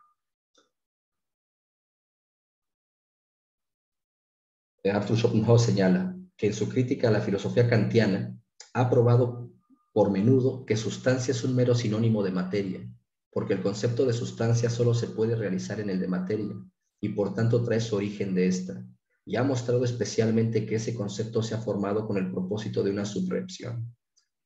Bueno, continuamos entonces. Al ser el principio de la permanencia de la sustancia un principio trascendental, Se asegura a priori la sempiternidad de la materia, esto es, que no tiene ni inicio, ni final, ni temporal, ni espacialmente. De ahí que, escribe Schopenhauer, aunque se admita la probabilidad de la teoría de Kant y de Laplace, esto es, de que todo sistema solar se haya formado por la paulatina condensación de una primordial nebulosa, ni por un momento podemos pensar que aquella materia primitiva haya salido de la nada, sino que somos precisados a suponer que sus partículas existieron anteriormente en alguna parte, juntándose luego. Sobre esto, en la nota al pie de página, trato de aclarar algunos elementos. Immanuel Kant, basado en el libro de Wright de Durkheim, una teoría original del universo, de 1750, propuso esta teoría, que es conocida eventualmente como la teoría Kant-Laplace, en un libro que publicó anónimamente en 1755, bajo el título de Historia Natural, Historia General de la Naturaleza y Teoría del Cielo, en el cual, tras ver los epígrafes que llevan todas las partes del mismo, se muestra también la fascinación que le producen a este filósofo el poema Un ensayo sobre el hombre de Alexander Pope, el cual, por cierto, servirá de excusa a la época para desatar una polémica que, motivada por el concurso al que llamó la Real Academia Prusiana de las Ciencias de Berlín, bajo la presidencia del defensor y divulgador del pensamiento de Newton y crítico de la metafísica tradicional alemana, Louis Moreau de Maupertuis, en torno al sistema de Pope, contenido en la proposición Todo está bien, para compararlo con el sistema del optimismo, enfrentó a leibnizianos con materialistas y voluntaristas absolutistas, pues aunque no se refiere la convocatoria del concurso explícitamente a Leibniz, busca sin embargo claramente atacarlo.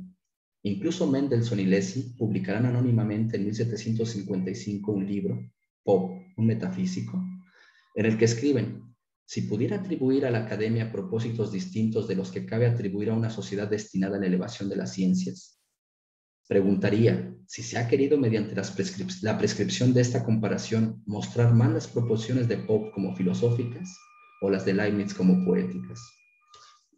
El mismo Kant participó del lado leibniziano con un breve ensayo sobre algunas consideraciones del optimismo. Es breve porque son dos cuartillas, del que después buscará distanciarse. Laplace, por su parte, expondrá esta teoría, la teoría que lo asocia junto con Kant, en su exposición del sistema del mundo de 1796, limitándola, a diferencia de la de Kant que se dirigía a todo el universo, a nuestro sistema solar.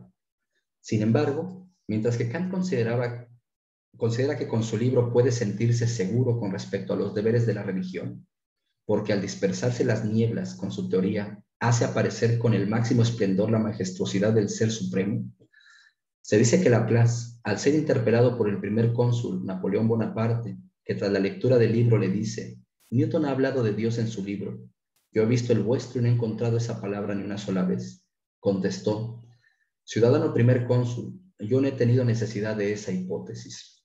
Bueno, este libro, que es donde aparece esta tesis de Kant, se los recomiendo si se quieren divertir mucho, más allá de por esta apropiación que busca hacer de las leyes de Newton para poder explicar, digamos, el universo a partir de ciertas leyes que estarían inherentes a la materia, es decir, leyes que son de la materia y que la acompañan desde que el creador dispuso la materia como la dispuso. Esas leyes obligan a que la materia tenga ya un comportamiento que no requiere de la intercesión de Dios. Y en ese comportamiento que tiene la propia materia es que ahora genera sistemas solares y ahora los destruye dando paso a otros sistemas solares. Según los pesos de la materia, hacen que algunas partes, digamos, sean más densas y otras más ligeras, las cuales incluso tienen repercusiones antropológicas, a tal punto que para Immanuel Kant, en ese libro, nos señalará que también hay formaciones dentro de estos distintos astros de distinta densidad. Hay formaciones que podríamos considerar análogas a las humanas. En todo caso, podríamos señalar que habría, digamos, formaciones también de seres racionales, sobre todo en tanto que la materia es menos densa, es más ligera. Por eso es que él acusa que están mejor dispuestos racionalmente los seres más alejados del Sol que los que se encuentran más cercanos a este. De ahí que nosotros, en tanto que nos encontramos en la Tierra y estamos, digamos, antes que Marte, Júpiter, etcétera, etcétera, todos los seres racionales de Marte y sobre todo de Júpiter y Saturno serían claramente superiores racionalmente al hombre, puesto que el hombre tiene que dar cuenta también de no solo estos elementos etéreos que le constituyen racionales, sino también estos otros elementos pesados que le obligan a un tipo de nutrición, a un tipo de descanso que no necesitarían los hombres de estos otros planetas. Es decir, un día, para un ejemplo sería, y que creo que ya lo he mencionado, un día en Saturno tiene una duración de 6 horas, mientras que un día en la Tierra tiene una duración de 24 horas.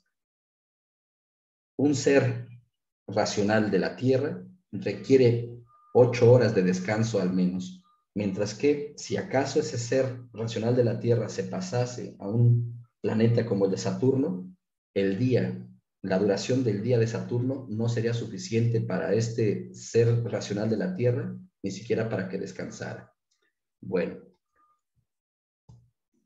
entonces, como siempre, les recomiendo ir a leer este tipo de textos porque Kant no solamente es la crítica de la razón pura. Kant es muchos más textos que la crítica de la razón pura que nos permiten ver también, digamos, otro tipo de drama filosófico que lleva a cabo este filósofo que es capaz de producir distintas teorías, hace teorías sobre la locura, teorías sobre la belleza, etcétera, etcétera, y no obstante no logra proponer nunca, digamos, un sistema que subsuma todas estas distintas teorías y que no obstante era la pretensión de Kant, ese sistema general que curiosamente tenía que ver con una historia total.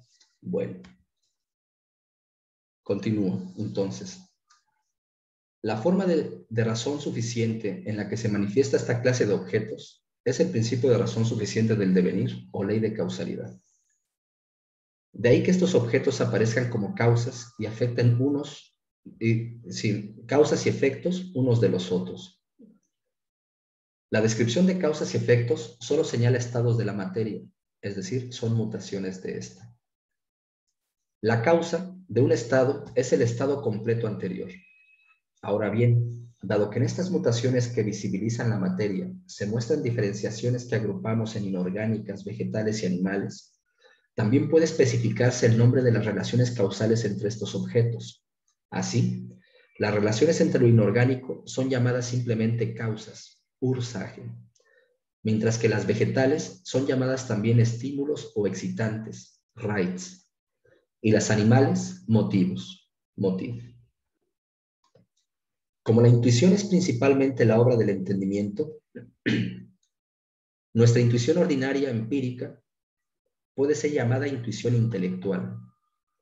Aquí creo que es importante que nos detengamos un poco también en este concepto de intuición intelectual, puesto que podría sumirnos en cierto ruido, en cierta disputa con lo que previamente ha hecho Kant en la estética trascendental, sobre todo al dejar excluidas las intuiciones intelectuales de la estética misma, puesto que la sensibilidad simplemente es facultad de intuiciones y las intuiciones son sensibles. Kant desecha la tesis, pues, sostenida entre otros por los realistas, por ejemplo, o más que los realistas, sobre todo por los conceptualistas, los logicistas, entre ellos Wolff y Leibniz, que apostarían a que la razón es capaz de intuir. En la explicación que acompaño como nota al pie a esta noción, lo que les pongo es lo siguiente. En la crítica de la razón pura, Immanuel Kant postula nuestro psiquismo, Gemüt, y eso es lo que él está estudiando, nuestro psiquismo, Gemüt en alemán. Quien traduce psiquismo es Pedro Rivas, que es en esta edición que tenemos primero era Alfaguara y ahora es Taus, de la crítica de la razón pura. Entonces, Kant postula nuestro psiquismo dividido cognitivamente en la sensibilidad, Sinnlichkeit, y el entendimiento, Verstand. siendo la primera la capacidad receptiva en que ocurren las intuiciones. La intuición se dice Anschauung. Y el segundo, la capacidad activa que produce conceptos, o Begriffe. De ahí que la posibilidad del conocimiento implica una relación interdependiente de ambas facultades, pues, dice Kant, los pensamientos sin contenido son vacíos y las intuiciones sin concepto son ciegas. En el apartado exclusivo a la sensibilidad, la estética trascendental, el filósofo de Königsberg define las intuiciones como sensibles, Sinnlich, negando contra Leibniz y Wolff que haya intuiciones intelectuales, Intellektuelle Anschauung. Schopenhauer, además de criticar la ambigüedad kantiana respecto al entendimiento y la razón, para ello siempre es pertinente atender lo que nos dice en el apéndice al mundo como voluntad de representación, señala en sobre la cuádruple raíz del principio de razón suficiente que la intuición del mundo corpóreo, die Anschauung der Körperwelt, es en lo esencial un proceso intelectual, ein intellektueller Prozess, una obra del entendimiento, ein Werk des Verstandes. Y añade que por eso nuestra intuición cotidiana, empírica, es intelectual. Unsere alltägliche empirische Anschauung eine intellektuelle ist. Al respecto cabe hacer notar también que Schopenhauer distinguirá intuición intelectual de intuición racional. Por eso escribirá: a mí que carezco totalmente de intuición racional, Vernunftanschauung, todas aquellas exposiciones que la suponen me han de resultar como un libro de 7 sellos, lo cual es así hasta el punto de que, por muy raro que suene, en todas aquellas doctrinas de honda sabiduría, para mí es como si no oyera más que patrañas terribles y por añadidura sumamente aburridas.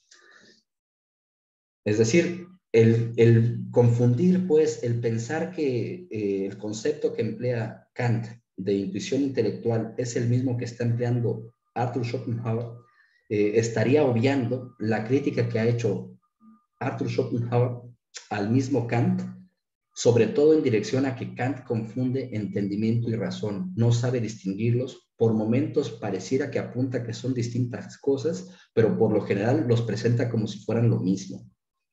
Y esto es lo que le inquieta a Arthur Schopenhauer, porque para él el entendimiento es positivo.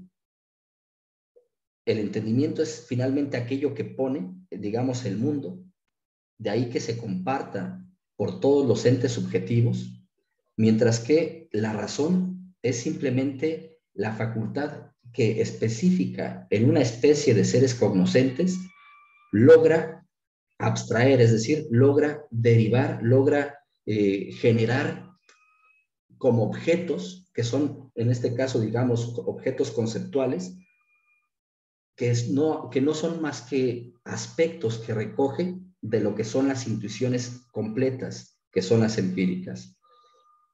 En otras palabras, solamente hace generalizaciones de aspectos que los individuos van presentando. La razón es parasitaria, la razón toma, como hemos explicado, Vernunft. Vernunft viene del alemán vernehmen, que implica recoger, tomar. En ese sentido, la razón no es autopoética, la razón no es quien crea su propio ámbito, sino que recoge de un ámbito ya dado, que es el entendimiento. Y en eso está, digamos, la distinción decisiva entre Arthur Schopenhauer y no pocos de estos pensadores, tanto idealistas como racionalistas. Bueno. Voy a, aquí me parece que... Sí.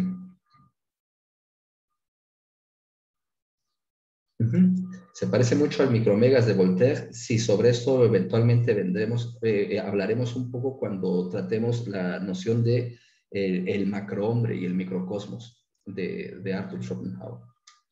Respecto a si la intuición racional sería la intuición intelectual de Kant, podríamos decir que sí, que efectivamente sería a lo que se estaría refiriendo Arthur Schopenhauer, como acabo de leerles, solamente que en la insistencia de precisar estos conceptos, que Kant mismo estaría confundiendo intelecto con razón, cuando el intelecto es algo de lo que participa todo aquel ente cognoscente, es decir, el intelecto es la cognoscibilidad, mientras que la racionalidad sería una especificidad o un modo de la cognoscibilidad, pero no todo esto ni algo ajeno a esta, sino dependiente de esta. Bueno, como la intuición es principalmente la obra del entendimiento, nuestra intuición ordinaria, empírica, puede ser llamada intuición intelectual, pues el entendimiento, por medio de la forma de la causalidad que le es propia y de la forma sometida a ella, de la sensibilidad pura, esto es tiempo y espacio, crea y hace primordialmente de la materia de unas pocas sensaciones que están en los órganos de nuestro cuerpo, el mundo exterior objetivo. Por último, resta señalar que se abusa de la ley de causalidad, pues por una parte se toma el concepto de causa como si fuera muy extenso, y por otra parte, dice, se olvida que la ley de causalidad es en verdad una presuposición que nosotros aportamos al mundo y que nos hace posible la intuición de las cosas fuera de nosotros, pero que por eso mismo no tenemos derecho a hacer que tal principio, nacido del mecanismo de nuestra facultad cognoscitiva, valga también fuera e independientemente de esta, como el orden eterno subsistente por sí del mundo y de todo lo que existe. Esto me parece sumamente importante. La ley de causalidad, igual que las distintas leyes que obedecen a la cuádruple raíz del principio de razón suficiente, es decir, el principio de razón suficiente mismo, es una presuposición que nosotros aportamos al mundo, es decir, es el modo en el cual el mundo se nos presenta como cognoscible. En ese sentido, podemos, en la base de la cognoscibilidad está la intuición, podemos intuirlo, y en el caso de los hombres, además, hacer abstracciones de dichas intuiciones para reflejar y comunicar con independencia de la presencia, es decir, con independencia de la inmediatez que reclaman los fenómenos espaciotemporalmente, puede comunicar el reflejo de estos. Eso sí. Y por otra parte, en tanto que es esa presuposición que nosotros aportamos al mundo, es decir, es la subjetividad. Eso es el sujeto. En tanto que es la subjetividad, no puede considerarse como algo, digamos, subsistente por sí mismo, algo que someta al mundo en tanto que un objeto y también entre otras cosas, al sujeto mismo como otro objeto. Es decir, en el fondo la crítica de esto se encuentra dirigida hacia el famoso dualismo alma y cuerpo, que se reclama originándose en Platón, pero sobre todo se quiere ver reforzado en René Descartes. Al respecto, habría que señalar que en Platón viene a ser verosímil, viene a ser metafórico el dualismo que menciona, donde nos dice que la psique, el alma, finalmente está encerrada en el cuerpo, es decir, el cuerpo es la cárcel del alma, es el cárcel sema del cuerpo, el soma, se vuelve la cárcel del alma. Es una metáfora la que emplea Platón. En el caso de René Descartes, pareciera que ya se encuentra ahora sí el problema, digamos, ya mejor planteado y definido. Sin embargo, lo que habría que atender es que tampoco postula un dualismo ontológico René Descartes, a pesar de que se suele hacer pasar por ello. René Descartes no es como lo pintan, es uno de los filósofos más maltratados, me parece que hay. Hay quienes incluso lo hacen el responsable de todos los excesos y también todos los logros, por decirlo así, o privilegios que el hombre ha desarrollado tecnológicamente en estos últimos 4 siglos. Por ejemplo, Richard Watson, en su texto de El filósofo de la luz, nos dice que incluso la ciencia genómica, las computadoras, etcétera, todos son logros del cartesianismo. Y por otra parte, por ejemplo, Slavoj Žižek, en su Espinoso Sujeto, nos dice que un espectro, imitando el comienzo del manifiesto de Karl Marx, nos dice un espectro ronda la academia occidental, la academia europea, el espectro del sujeto cartesiano. Y lo que hay en realidad, dice Žižek, es una santa alianza en la que han entrado los distintos poderes que se disputan la academia para exorcizar dicho espectro. Entre ellos están los marxistas, nos dice, están los marxistas, se encuentran los positivistas, se encuentra la New Age, se encuentran las feministas, se encuentra, y nos hace una larga lista de todo ello, de todos aquellos que están queriendo exorcizar al sujeto cartesiano. Bueno, ¿qué es lo que dice René Descartes? Para atender esta problemática de René Descartes, como René Descartes la plantea, creo que son dos textos los decisivos: Reglas para la dirección del espíritu y las meditaciones de la primera filosofía. En las reglas para la dirección del espíritu, que es lo que eventualmente, en una especie de síntesis y de planteamiento más bien como autobiográfico, nos va a presentar como discurso del método. No hay que olvidar que el discurso del método es simplemente lo que prologa, lo que introduce a 3 tratados que René Descartes publicó en 1637. Los 3 tratados son Dióptrica, Meteoros y Geometría. Es decir, eran aplicaciones del método. ¿Del método? ¿Cuál método? El método que había estado desarrollando y que, sin que fuera publicado, se encuentra incompleto en aquello que ya conocemos nosotros, que eventualmente tras su muerte se va a publicar, que van a ser las reglas para la dirección del espíritu. Leibniz, por ejemplo, va a entrar en contacto con estas. Algo que repite varias veces en las reglas para la dirección del espíritu es: hay que distinguir si lo que nosotros hacemos es considerar las cosas respecto a su existencia real y considerarlas respecto a nuestro conocimiento de ellas.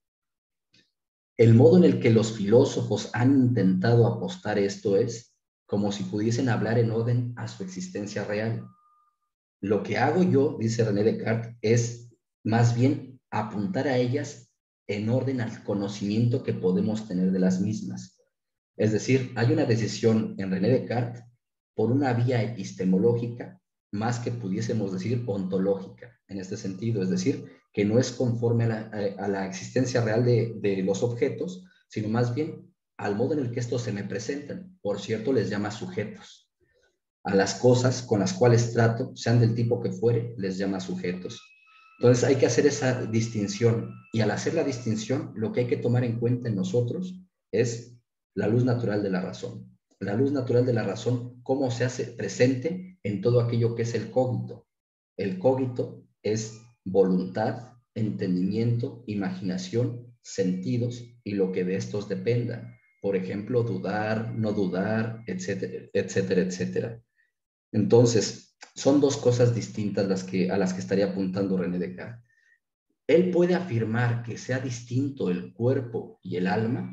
En todo caso, podría afirmar que sería como distinto por intercesión, digamos, si es que acaso hay Dios, y que en función de que hay Dios, pudiese yo tener la confianza de que no me engaña cuando me hace a mí considerar como distinto el mundo de la extensión respecto al mundo del pensamiento.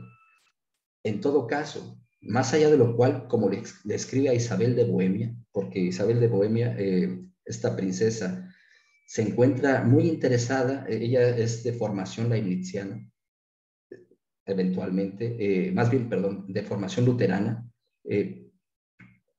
Lo que le trata de mostrar es que los problemas relativos a la distinción entre el alma y el cuerpo no los puede resolver, no puede atender a ellos, y sobre todo no se pueden atender por el camino empleado, por el método mismo de la investigación, que no atiende, digamos, que no apunta a ello, sino que dice, de todos modos, si se quisiera saber de ello, bastaría pues con preguntarle o atender el comportamiento de alguien que no está haciendo este tipo de meditaciones, para darnos cuenta de la inmediatez en la que se encontraría, digamos, resuelto el problema que se señala de la distinción del alma y el cuerpo. Es decir, si no intentamos hacer este ejercicio metódico que quiere someter aquellas inquietudes metafísicas para sentir, o para sentir que se establece por fin los fundamentos, los elementos para la ciencia, entonces finalmente habitamos en esta claridad de cómo quedan fundidos el cuerpo y el alma.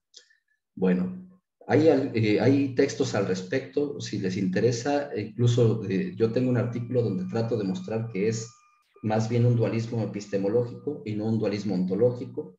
Y también, por ejemplo, Juan Carlos Moreno Romo tiene un texto que se llama La religión de Descartes, donde lo que intenta mostrar es cómo el dualismo ontológico es más bien luterano y no cartesiano, cómo incluso René Descartes lo que hace es una reacción frente a este luteranismo, más dentro de su corte jesuítico, es decir, René Descartes finalmente está formado dentro del ámbito jesuita y pareciera que apuesta por, en todo caso, la comprensión del catolicismo, incluso atendiendo la misma carta que presenta las meditaciones metafísicas.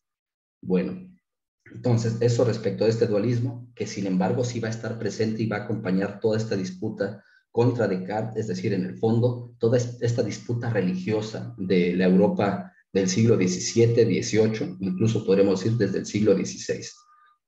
Desde que oficialmente se hacen, participan los estados, o más bien participan los reyes dentro de dicha disputa, tratando de escindir política religiosamente estas pretensiones.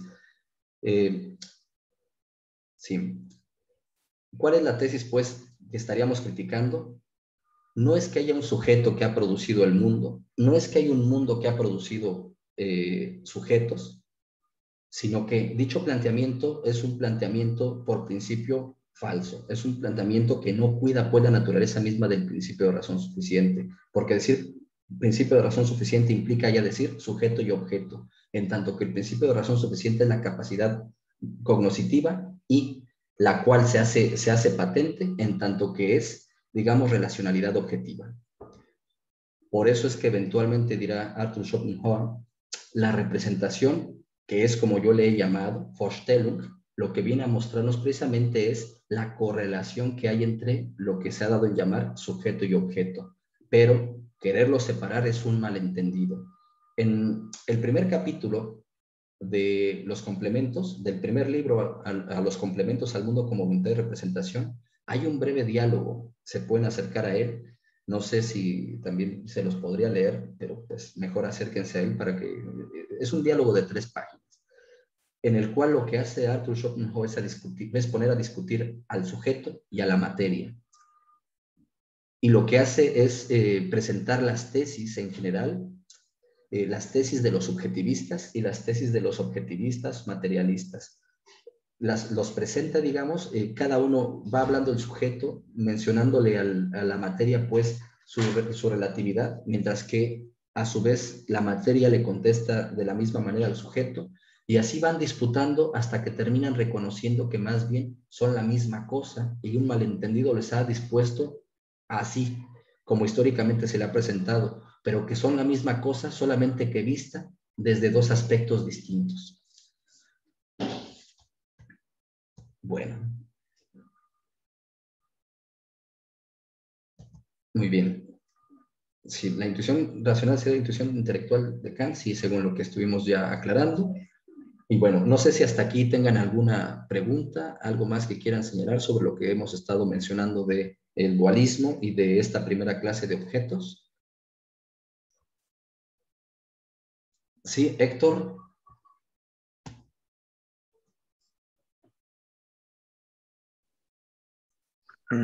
Bueno, buenas tardes. Buenas tardes.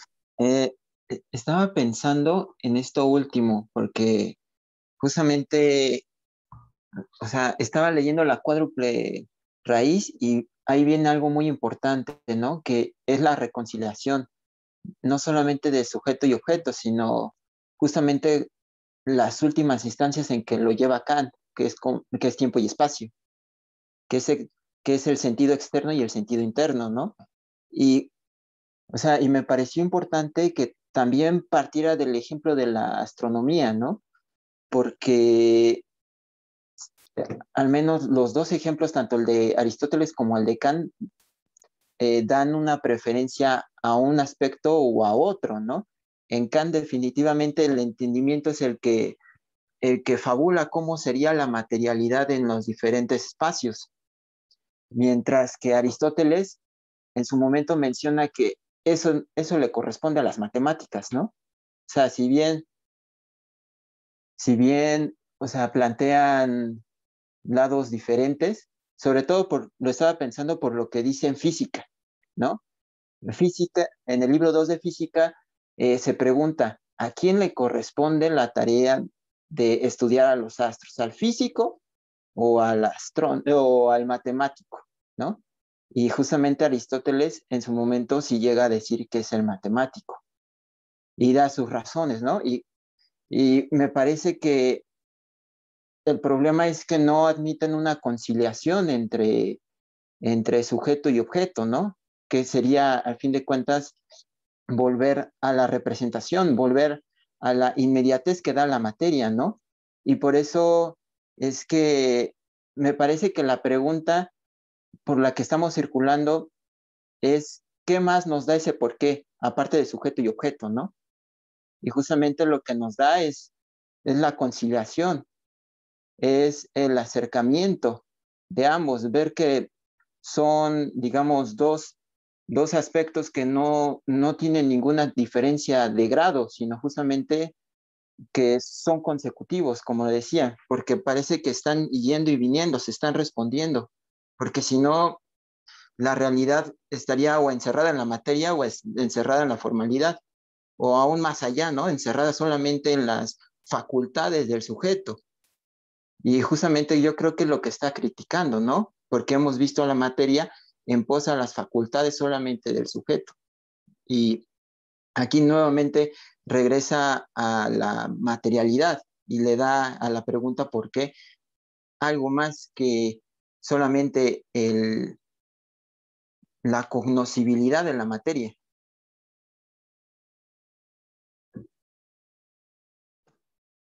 Muchas gracias, Héctor. Sí, completamente de acuerdo con lo que tú estás señalando. Solamente habría este detalle de las matemáticas y Aristóteles. Me parece que lo que hay que atender también es que Aristóteles divide al mundo, o más bien habla de dos físicas distintas: la física sublunar y la física supralunar, debido a que es distinta la materialidad de ambos mundos. El mundo supralunar es un mundo sometido, o es un mundo a la generación y a la corrupción. Es un mundo sometido a la generación y a la corrupción, en tanto que está compuesto de tierra, agua, aire y fuego. El mundo supralunar solamente tiene un elemento que le constituye, y es el éter. Los astros están formados de éter. No hay más materialidad que pelee, digamos, su realidad, su concreción. No, y precisamente también por ello no están sometidos a la generación y la corrupción. En ese sentido, los astros son eternos. Debido a que los astros son eternos, lo que podemos estudiar en los astros son solamente posiciones, cambios, digamos, cambios de lugar, el cambio circular en tanto que está rotando, este tipo de movimientos, pero no hay mutaciones en ese sentido, no hay movimiento en el sentido de mutaciones, que eso es lo que sí acontece en el mundo infralunar. Ese mundo infralunar, esas mutaciones es a lo que le llamamos generación y corrupción. Me parece que en todo caso sería por ello que podríamos señalar a las matemáticas en esta utilidad para poder describir este tipo de movimientos. Pero todavía más, me parece que Aristóteles es muy puntual al respecto, y lo que intenta hacer es, de hecho, saca las matemáticas del estudio de la física. Me parece que más bien las matemáticas lo que hacen es entorpecer. Las matemáticas tienen que ver con otro tipo de entes. Tienen que ver con otro tipo de entes que no sabemos si son entes ideales, reales, no sabemos cuál es su naturaleza. Ese forma parte, digamos, de el problema de los libros de la metafísica, que podría ser que la ciencia primera sea eso que se está buscando bajo el nombre de sabiduría, o que pudiesen ser las matemáticas, pero no sabemos todavía cómo dar cuenta de sus entes, de la realidad de sus entes, o podrían ser la física. Las matemáticas están en ese, digamos, en ese lugar ambiguo. Hay que tomar cierta distancia de ellas y de ellos. Tan es así que incluso se ve reflejado en la toma de distancia respecto de la academia, cuando la academia ha sido sometida más bien, digamos, como que un régimen matematicista, por decirlo así, o matematizante. Sería eventualmente Ptolomeo el que hará la recuperación, me parece, el que hará la recuperación de algunos elementos de las matemáticas para hacer descripciones de los astros, pero no para hacer las explicaciones de ellos mismos. Para hacer las descripciones de ciertos comportamientos, pero no hacer explicaciones constitutivas de los astros. Eso me parece que vendrá con Ptolomeo. Sabemos que la geometría apoya a tal punto que lo que tenemos son estas órbitas circulares con epiciclos, con ecuantes, con deferentes, para tratar de precisar el movimiento, porque lo que están ahí buscando no es la composición, la constitución, etcétera, de los astros, sino el movimiento de los astros unos respecto a otros. Es simplemente una cuestión de movimiento. Eventualmente en el siglo XIII-XIV es donde se empieza a recuperar más las matemáticas como este motor imprescindible para el estudio de la física. Pero va a detonar hasta Galileo en un texto que se llama Il Sayatore, el ensayista, que es donde es un texto de finales del siglo XVI, que es donde Galileo Galilei escribirá literalmente el universo, si el universo, y viene la parte hipotética, si el universo fuese escrito por medio de triángulos, rectángulos, cuadrados, entonces no sería lícito leerlo. Y eso es, pues, la apuesta. El universo está escrito en formas geométricas, por lo cual podemos leerlo y dar cuenta del mismo. La diferencia que habría es que para Galileo, digamos, ya los astros, por medio de los instrumentos de observación, como señalé, por medio de su telescopio, lo que puede reconocer son cráteres en la Luna y manchas en el Sol, lo que le hace a él, por tanto, darse cuenta que también tiene una historia, en el sentido de que también tiene, digamos, mutaciones, también tiene, que no son pues los astros cuerpos eternos, sino que también tienen desgastes entre ellos. En ese sentido, también podemos hablar de que hay generación y corrupción en los astros. De ahí que se rompan pues estas barreras entre las dos físicas que había postulado Aristóteles y venga a ser una sola física con la que tengamos que verlas. En ese sentido, por eso menciono los de las matemáticas. En Aristóteles es más bien siempre, digamos, un elemento de crítica en la que él se encuentra respecto a estas. Bueno, sí. No sé si me explico, Héctor, o si hay algún elemento que me falte en esta exposición que a tu comentario pretendía hacer.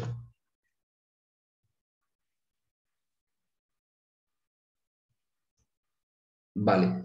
Hay otra cosa que todavía puedo... aquí siguiendo pues en el chat la siguiente pregunta que se hace, Brian. Pregunta, entonces la primera clase de objetos de la cuádruple raíz del principio de razón suficiente nos es dada y o tenemos certeza de ella a priori. Esto me lleva pues a la segunda parte, o más bien a lo que mencionabas de la conciliación. Y no es que la materia nos sea dada inmediatamente. La materia no nos es dada inmediatamente. Así por sí misma la materia no nos es dada inmediatamente, sino es como tensión espaciotemporal. Y como tensión espaciotemporal, ya nosotros tenemos, digamos, el conocimiento, no claro, pero al menos sí tenemos el conocimiento positivo, en tanto que es el que pone dichas condiciones en las que se ha de presentar o en las que se presenta la materia. Es decir, a priori, el espacio y el tiempo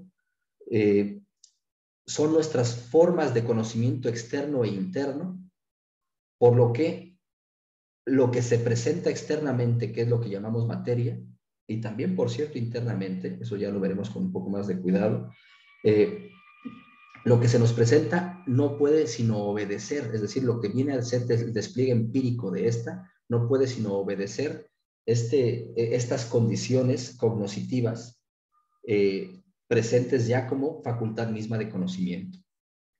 Entonces, no es que sea una cuestión de consecutiva, de que sujeto entonces implique objeto y objeto implique sujetos y así sucesivamente, en el sentido de que se vayan sucediendo unas a otras, porque ahí estaríamos hablando de que efectivamente ya estaría el principio de razón suficiente dominándolas, en tanto que hay sucesión entre ellas, siendo que la sucesión es la característica que impone el tiempo.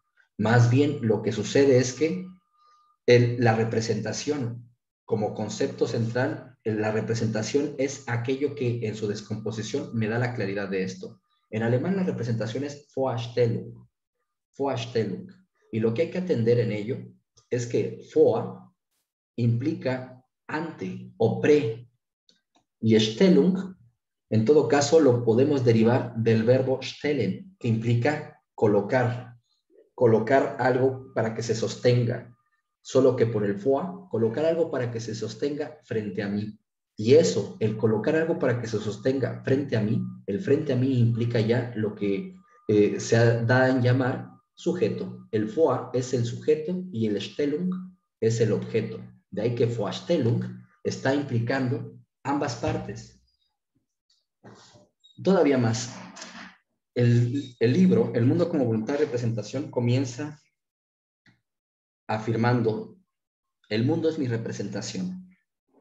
Y precisamente cuando dice, el mundo es mi representación, eso es la verdad válida para todo ser que vive y conoce, aunque solamente el hombre llega al conocimiento abstracto de la misma, es decir, en conceptos, es válida para todo ser que vive y conoce. El mí está implicando la subjetividad, es decir, no, el mundo no es representación, sino el mundo es mi representación.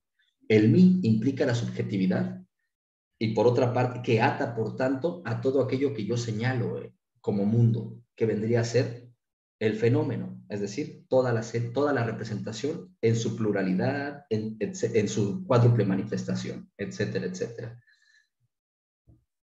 Sí. Entonces,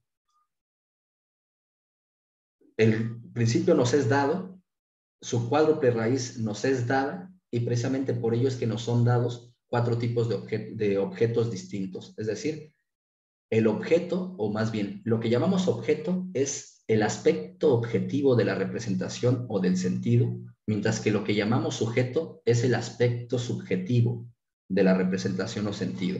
Hay que concentrarnos en ello, en el mundo, en el sentido, y entonces sus aspectos son los que nosotros vamos a explicitar, pero precisamente son aspectos que yo abstraigo mediante la razón y que después una confusión nos puede hacer que los presentemos ya no como aspectos, sino como si fueran ellos cosas. Y en tanto que cosas, ahora sí demandarían la naturaleza del principio de razón, porque tendrían que ponerse en relación dichas cosas.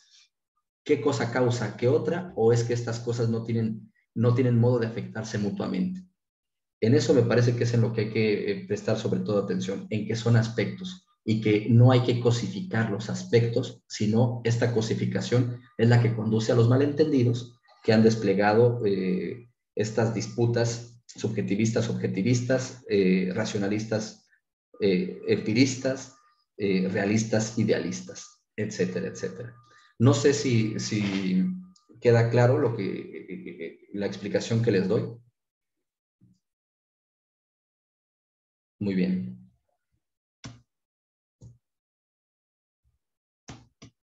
Bueno, entonces,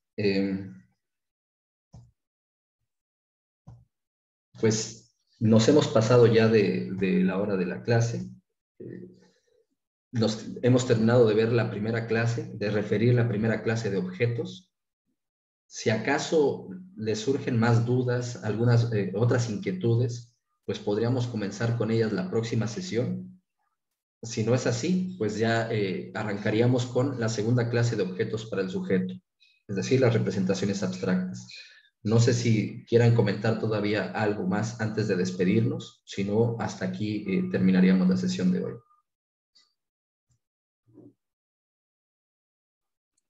Muchas gracias por todo, maestro. Les agradezco a ustedes entonces.